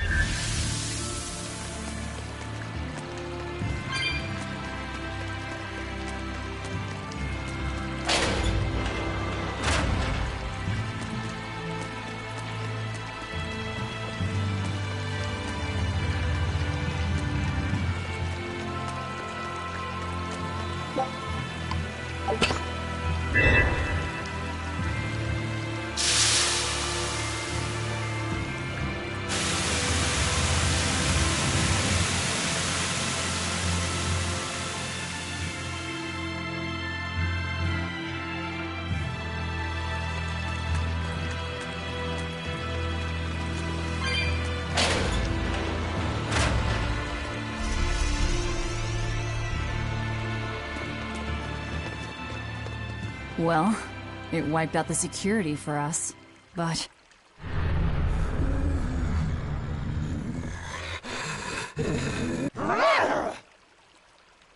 Well, look at that. Wolfie's got the crest of Aminoch. The same pendant worn by priestesses. Then that makes this demon.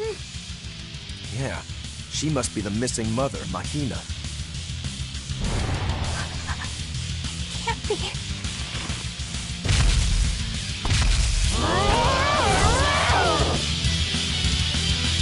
Focus! Don't just stand there! It's gonna eat you!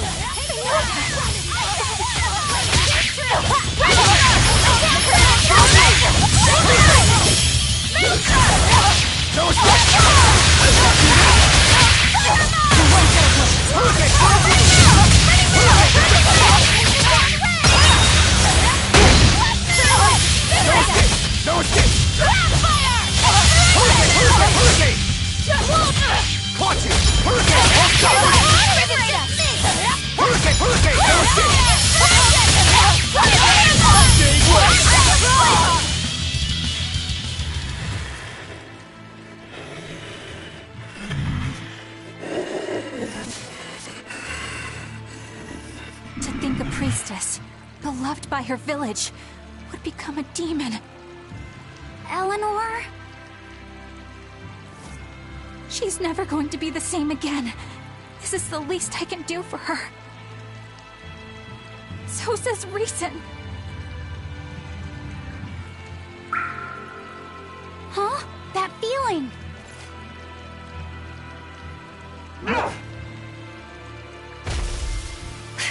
Damn!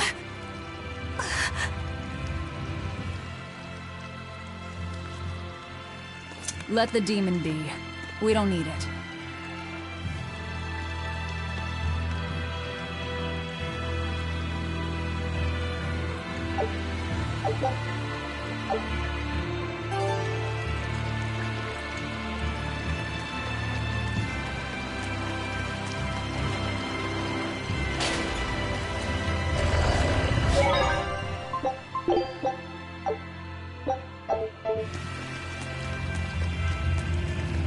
That demon.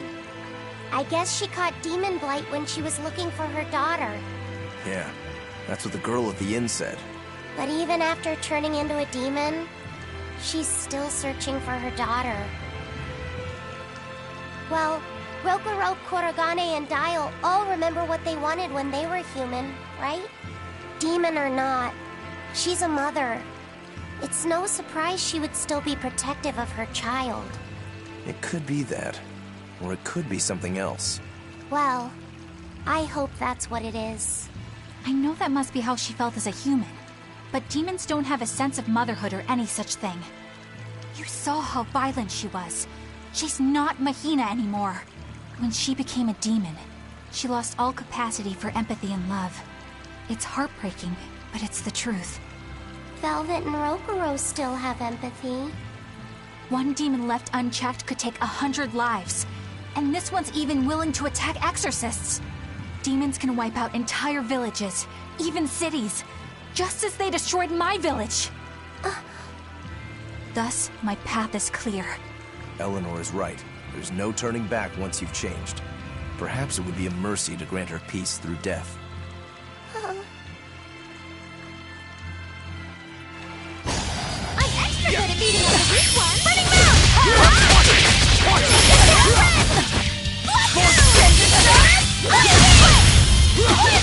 ready to feel the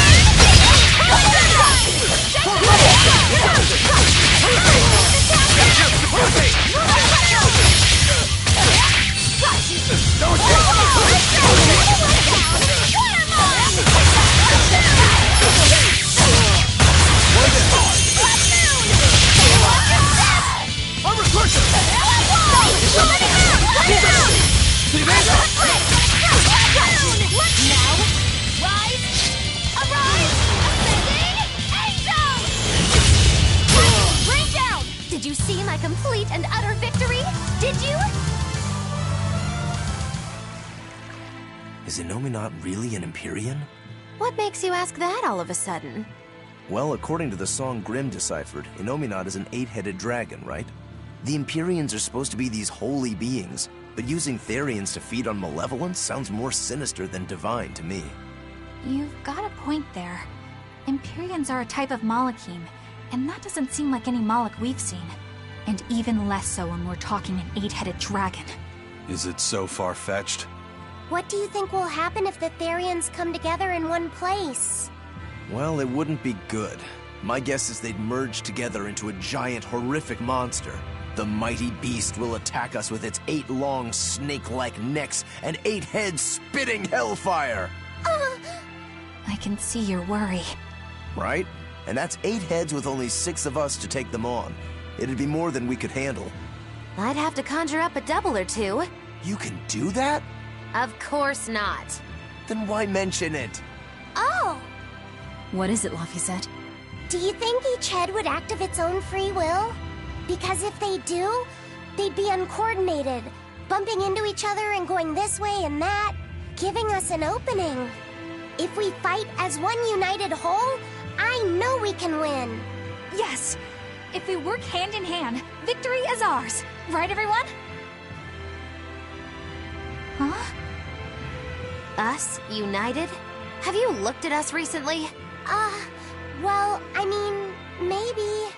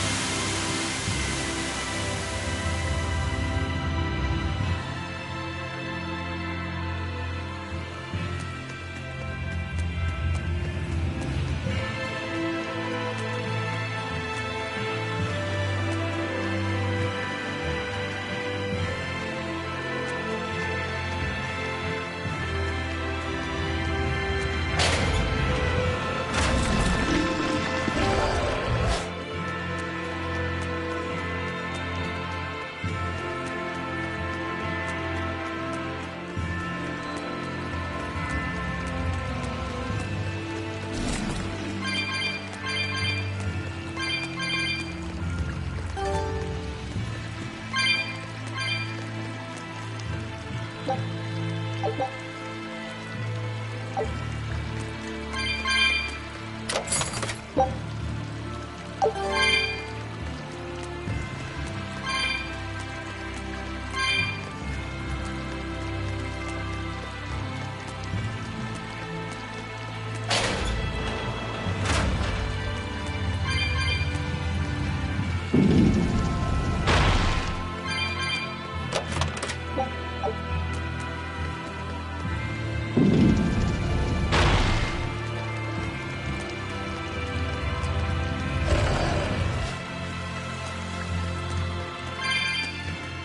won't open. Is there some sort of trick to it? Well, you could always try busting through it, but I wouldn't. Who knows what sort of traps you might trigger? I know. Look at that diamond-shaped stone in the door. Haven't we seen that somewhere else? You're right. It was on the pedestal with that chalice. That huge thing? You must have some sharp eyes there. I was more interested in what was inside that chalice. So, what? That chalice is the key? Somehow I doubt it'll be that simple. Some stones are colored, and some aren't. It must hold some kind of significance.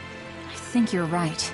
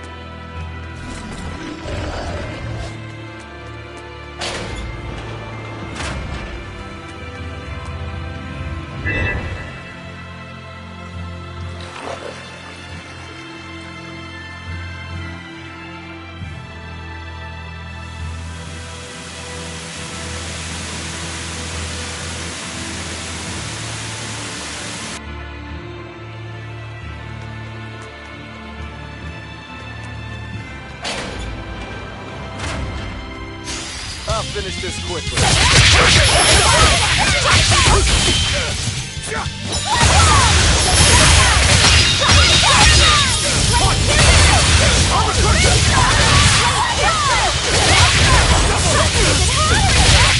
Double hit!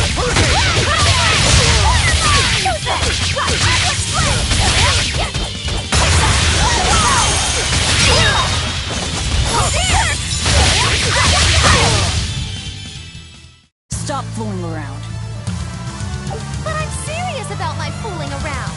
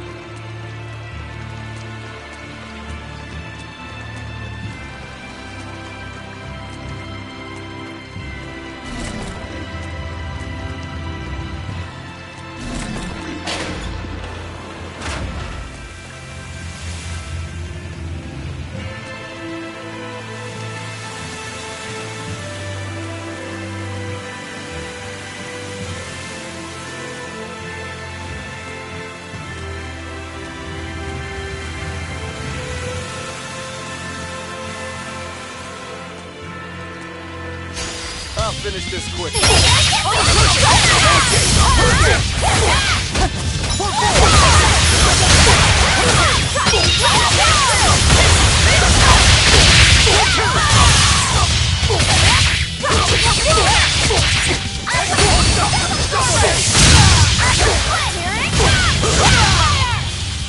Victory is ours.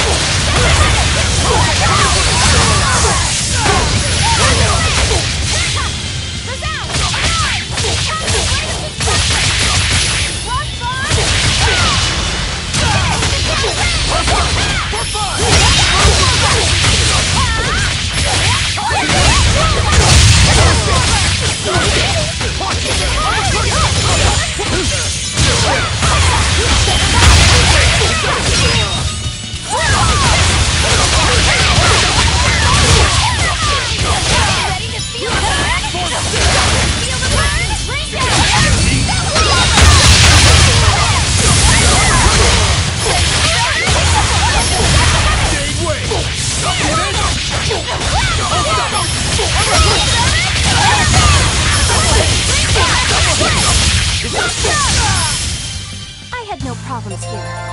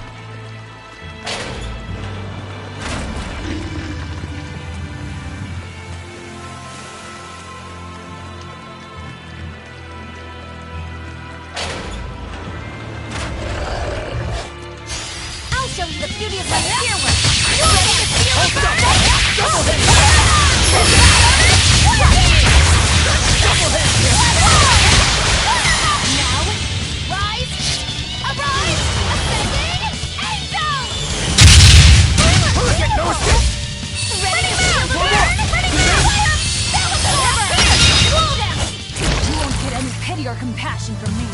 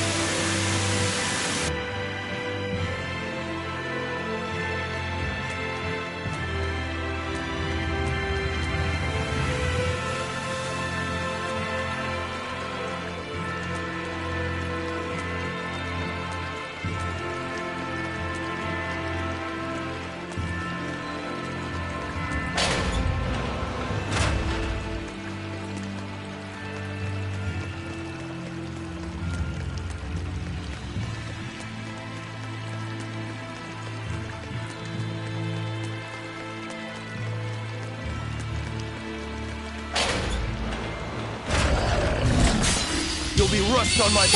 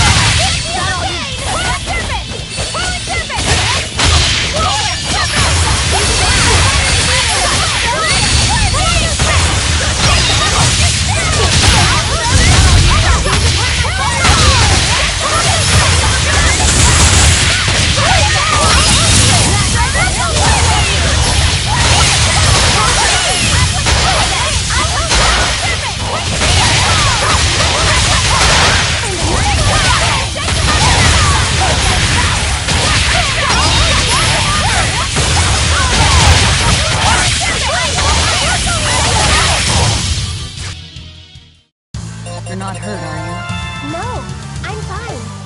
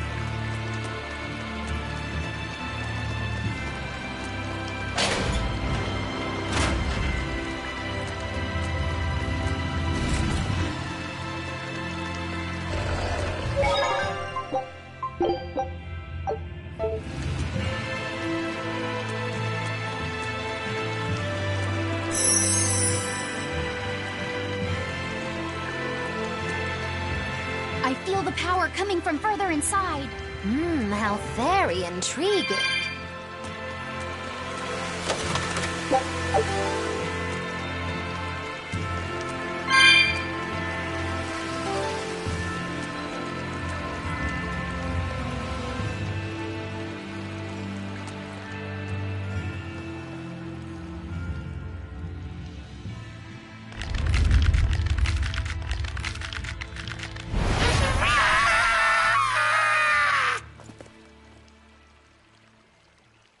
Well, there you are.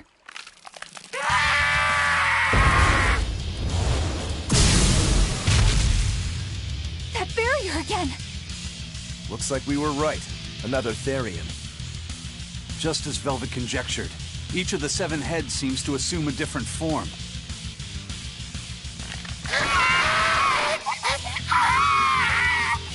The sensation! It was here! Well, look at that. I guess your hunch panned out too, kiddo. This is just how I felt in Lord Forest. That must have been an Earth Pulse point back there, too. Well, what are we going to do with this one? Can we get it to shrink like that bug of yours? I don't care whether it lives or dies. As long as we defeat it and take out one of Inominat's heads, that's all that matters.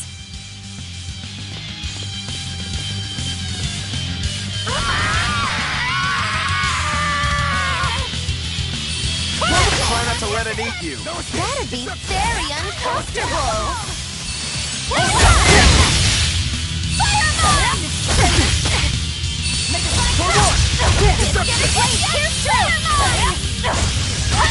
See this?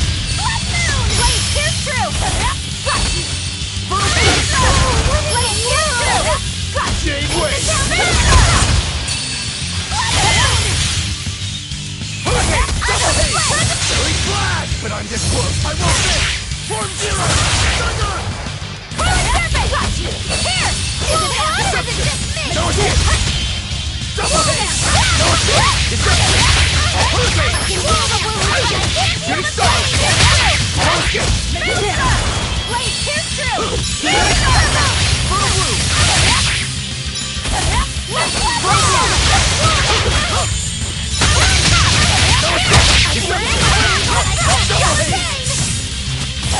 Crimson Servant!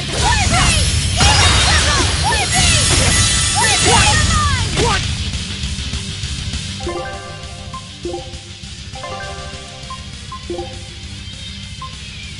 Yes! Shooting star! Shooting star! Double hit!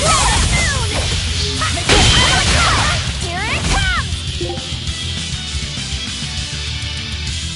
Paint the town!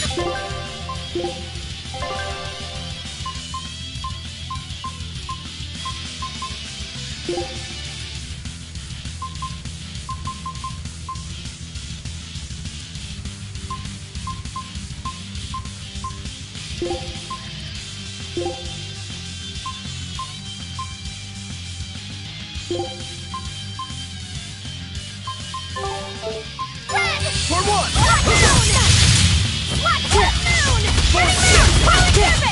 Here!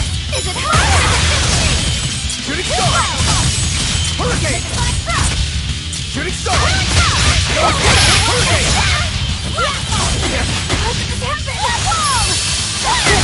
Deception! Double hit!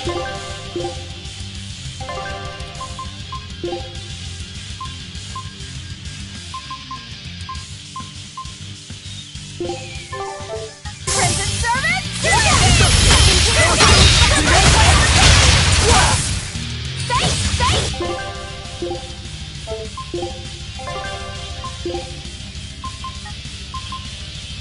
For fun! I'll try!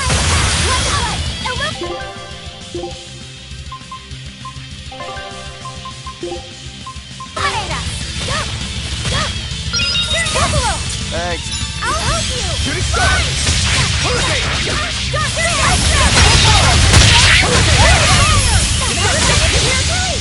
You broke! Here's your justice! Fight the order! Hurricane! Shooting star! Away the shadows of darkness!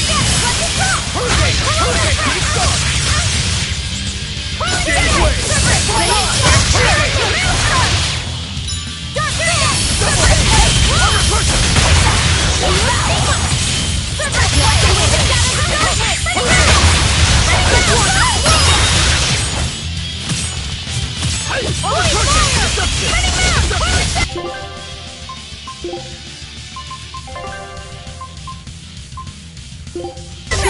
I'm in your debt! Dark and light!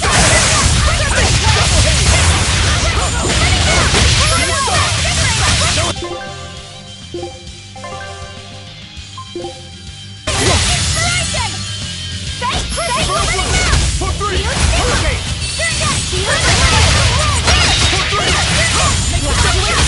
No escape! It's up!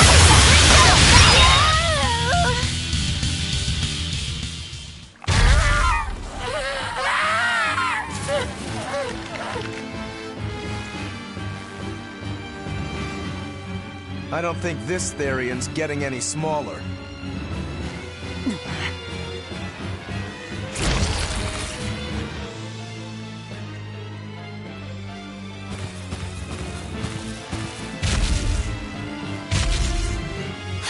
The demon again!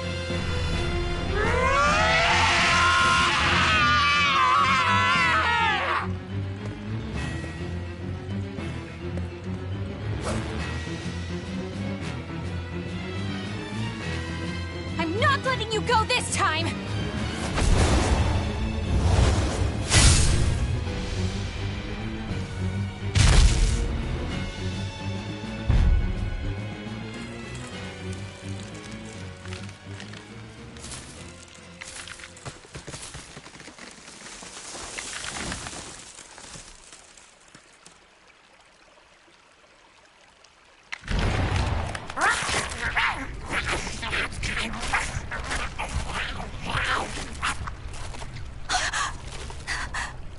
that Therian eating the demon?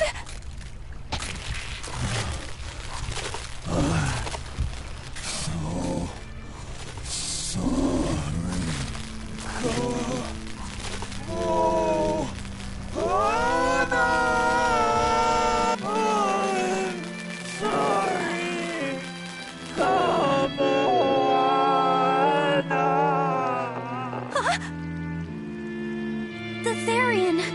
It ate her! Malevolence must refer to demons then. Feeding on demons. I know what that's like.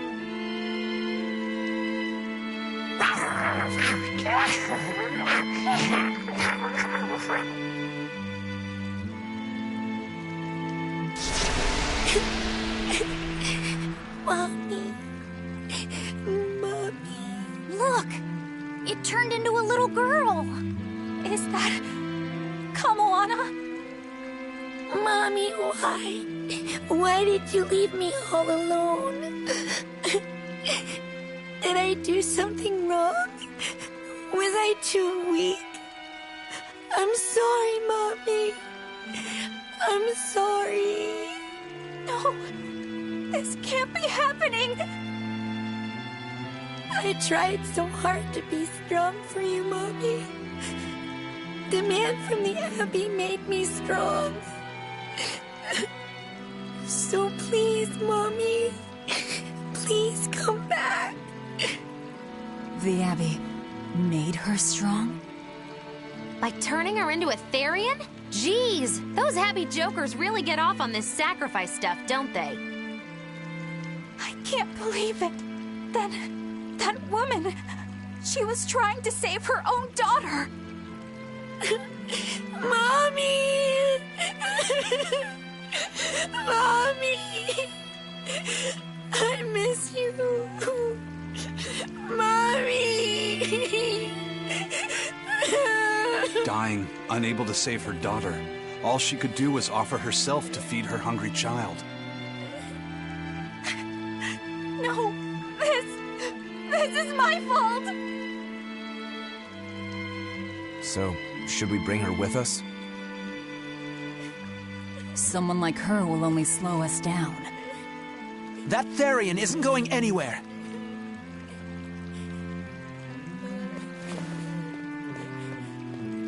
Oscar! What is the Abbey doing? Please tell me, I have to know! Eleanor, the less you know, the better. I must know! I killed her mother, and then the poor girl, she... Ah, so she must have devoured the demon. But don't let that trouble you. The demon was a necessary sacrifice to bring an end to this world's pain and suffering. It wasn't just some demon! She was a mother! She was all this girl had!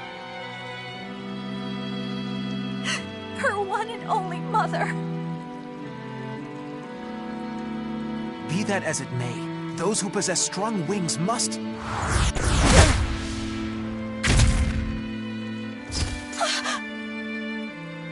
It's not nice to make a girl cry. Mommy! Kamoana. It's now or never.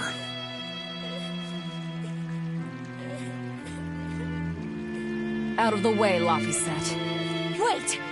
Have you no compassion? This isn't up for discussion. I thought you just wanted to weaken Innominat! You can sever the link! You don't have to kill her! Velvet!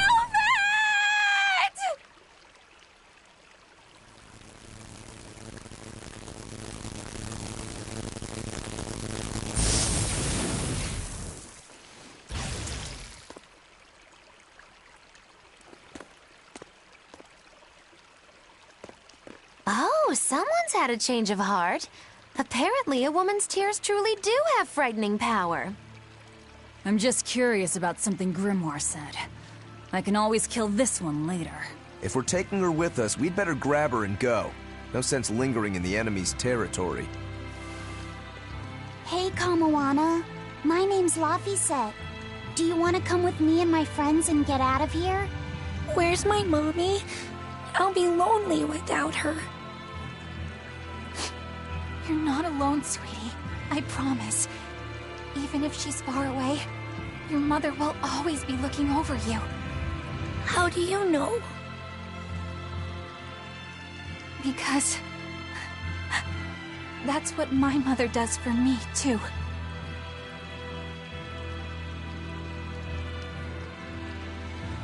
Let's go, Kamawana. Okay.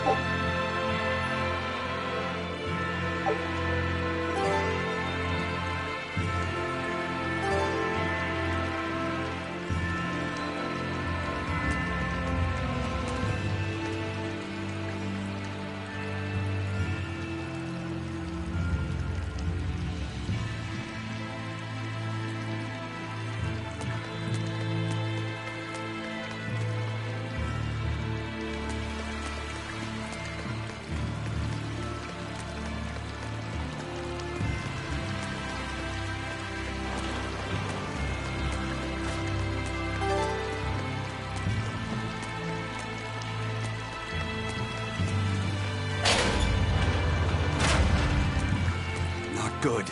The malevolence is getting stronger. My. The effects are already starting to show.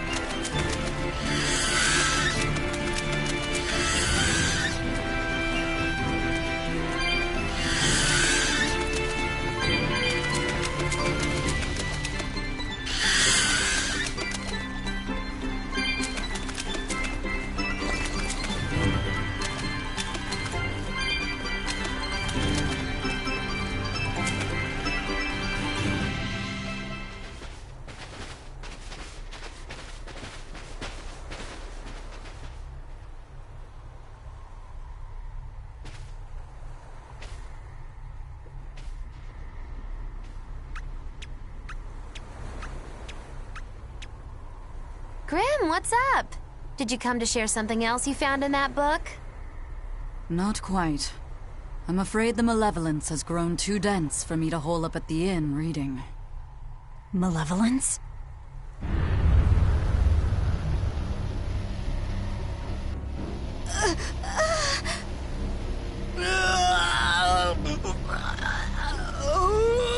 The hell?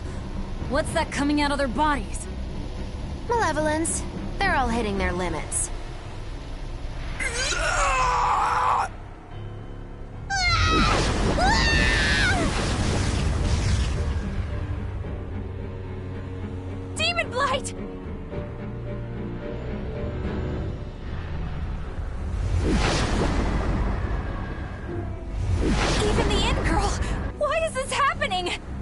They're demons now. Their malevolence is spilling over. The malevolence. All of that energy spilling from their bodies. That's what causes the demon blight?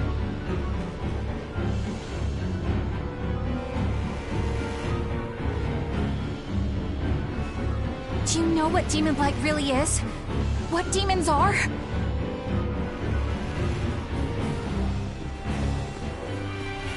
They couldn't have gotten far.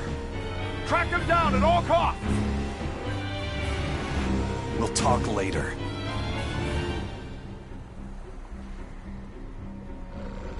The Exorcists are going to have their hands full with these demons.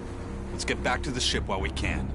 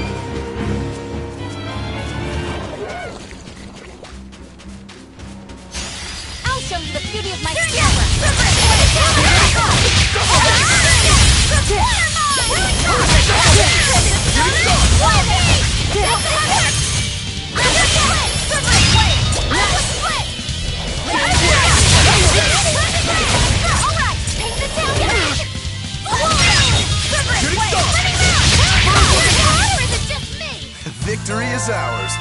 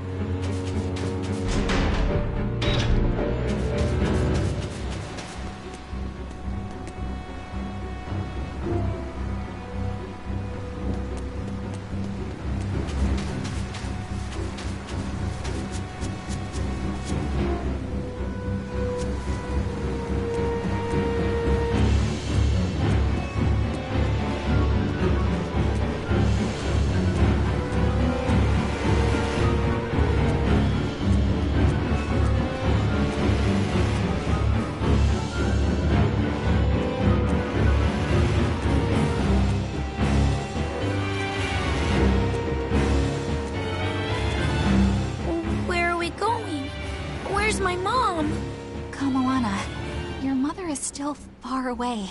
Then I need to wait for her at home. Let's go back to Haria. Scary demons are running through the village. It's too dangerous there now. But I want to see my mom. Your mom would be sad if you got hurt by a demon. Come with us, and we'll keep you safe until she comes back. Okay, I'll go with you. I wouldn't want Mom to be sad.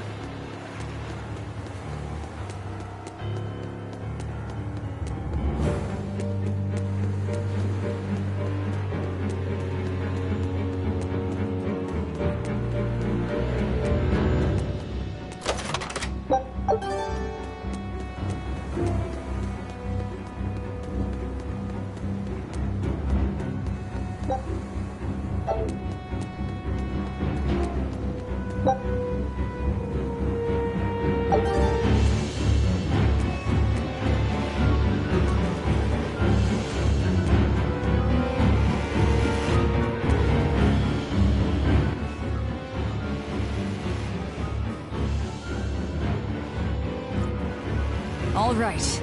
You're going to tell me about the demon blight and malevolence. Are you seriously thinking of breaking the Moloch taboo? That depends. Moloch taboo? This is about more than just the demons. You could say it's the truth behind how this world really works. The knowledge can be devastating to humans, throwing into question everything they think they know. And so the Malachim agreed to withhold it from humans, for their own protection.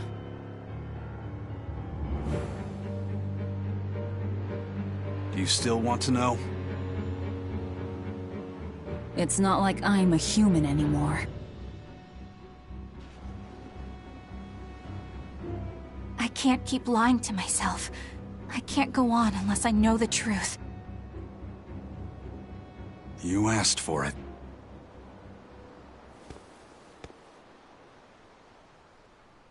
First of all, this thing, this illness you call Demon Blight does not exist. Any human carries the potential of becoming a demon. All it takes is for the malevolence lurking in their heart to overflow. And what exactly is this malevolence? Impure emotions beyond what reason can suppress. Think of it as the sin buried in men's souls. So you knew. I'm a witch. So malevolence is the darkness in all our hearts. Make any sense to you guys? Any at all? When you put it like that, yeah, it makes a lot of sense. By nature, humans are incited by negative energy. It is easy to turn them towards impurity, creating malevolence. In fact, most people are constantly generating malevolence. It might even be possible that demons are people's true selves, and what little reason they possess is all that keeps them in human form. If the masses realize this, the realm would be thrown into utter chaos. That's why the Abbey propagates the lie of Demon Blight. So I presume. That can't be true! You know yourselves there weren't any demons before the opening! It used to be that humans couldn't see demons, or Malachim. Not unless they possessed a unique spiritual talent we call resonance. All your average human would see was someone turning extremely violent. Unable to explain what was happening, they'd just call those people possessed or feral. Then what made people see them all of a sudden? I don't know. My guess would be that something triggered greater resonance among all of humanity. And then, on the day of the Advent, all humans gained the ability to perceive Malachim. And in the following days, the Exorcist numbers swelled. This has to be Artorias' doing.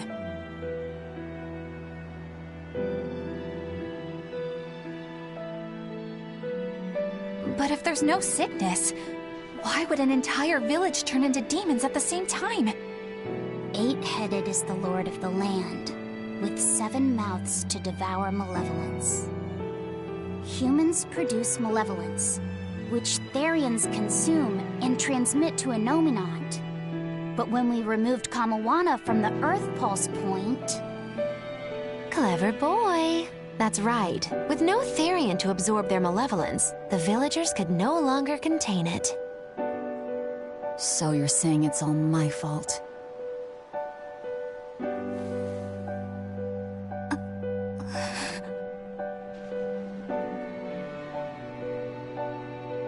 Hey, what's going on? You all look so sad. It's scaring me.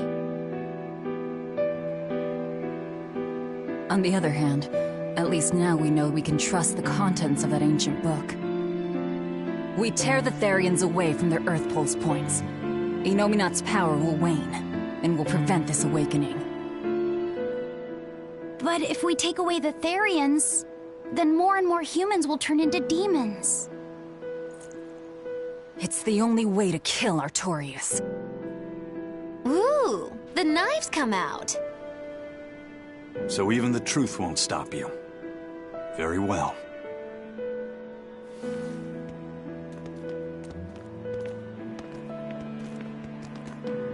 Since each Therian looks different, we'll only find them by capturing the Earth Pulse points one by one. What separates humans and demons?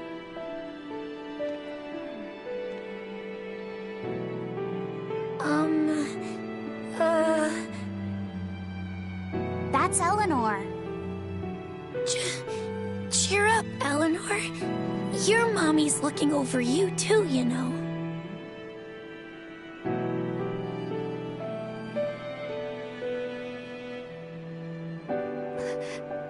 Yeah, so she is. Thank you, Kamawana. Grimoire, I want you to tell me more about what you said earlier. About malevolence? I told you, the subject is taboo. I understand that human emotions create a poison called malevolence that turns people into demons. Is there no way to stop malevolence from being created? As long as humans remain human, no. Malevolence is born of emotion, you see. But your kind must have found a way around it. Malakim experience emotions too. But Malakim do not produce malevolence, unlike humans. That's a lie. I've watched a Malak turn into a demon. That only happens when we are exposed to too much external malevolence. True. The island was full of prisoners and demons. And Melchior hit that Malak with something that turned it into a wyvern. Was it malevolence? To Malakim, malevolence is a powerful toxin. We seek those of purity to serve as vessels to protect us from it. It is not a perfect solution, however. If the vessel is corrupted, the Malak is as well. That is correct. So if Eleanor turns into a demon, then Laphicet... That must be what Eisen meant when he said he'd hate to see Laphicet's vessel broken. A small crack in one's soul is often all it takes to break a person apart. So try not to pick on our squeaky clean exorcist too much, Thanks for the warning.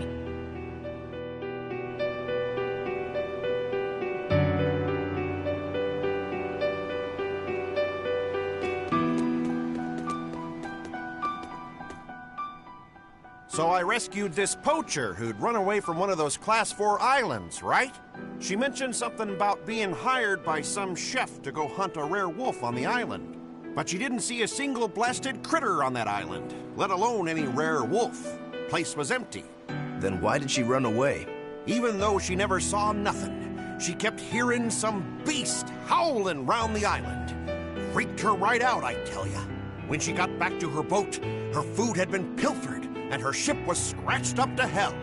She got out of there as quick as she could, but her ship sunk as soon as she hit open water. Sounds like whatever's there is as smart and manipulative as it is vicious. Sounds like. Later I heard some talk about how several exorcists had gotten killed on that island. If you plan on going, you'd best be very cautious.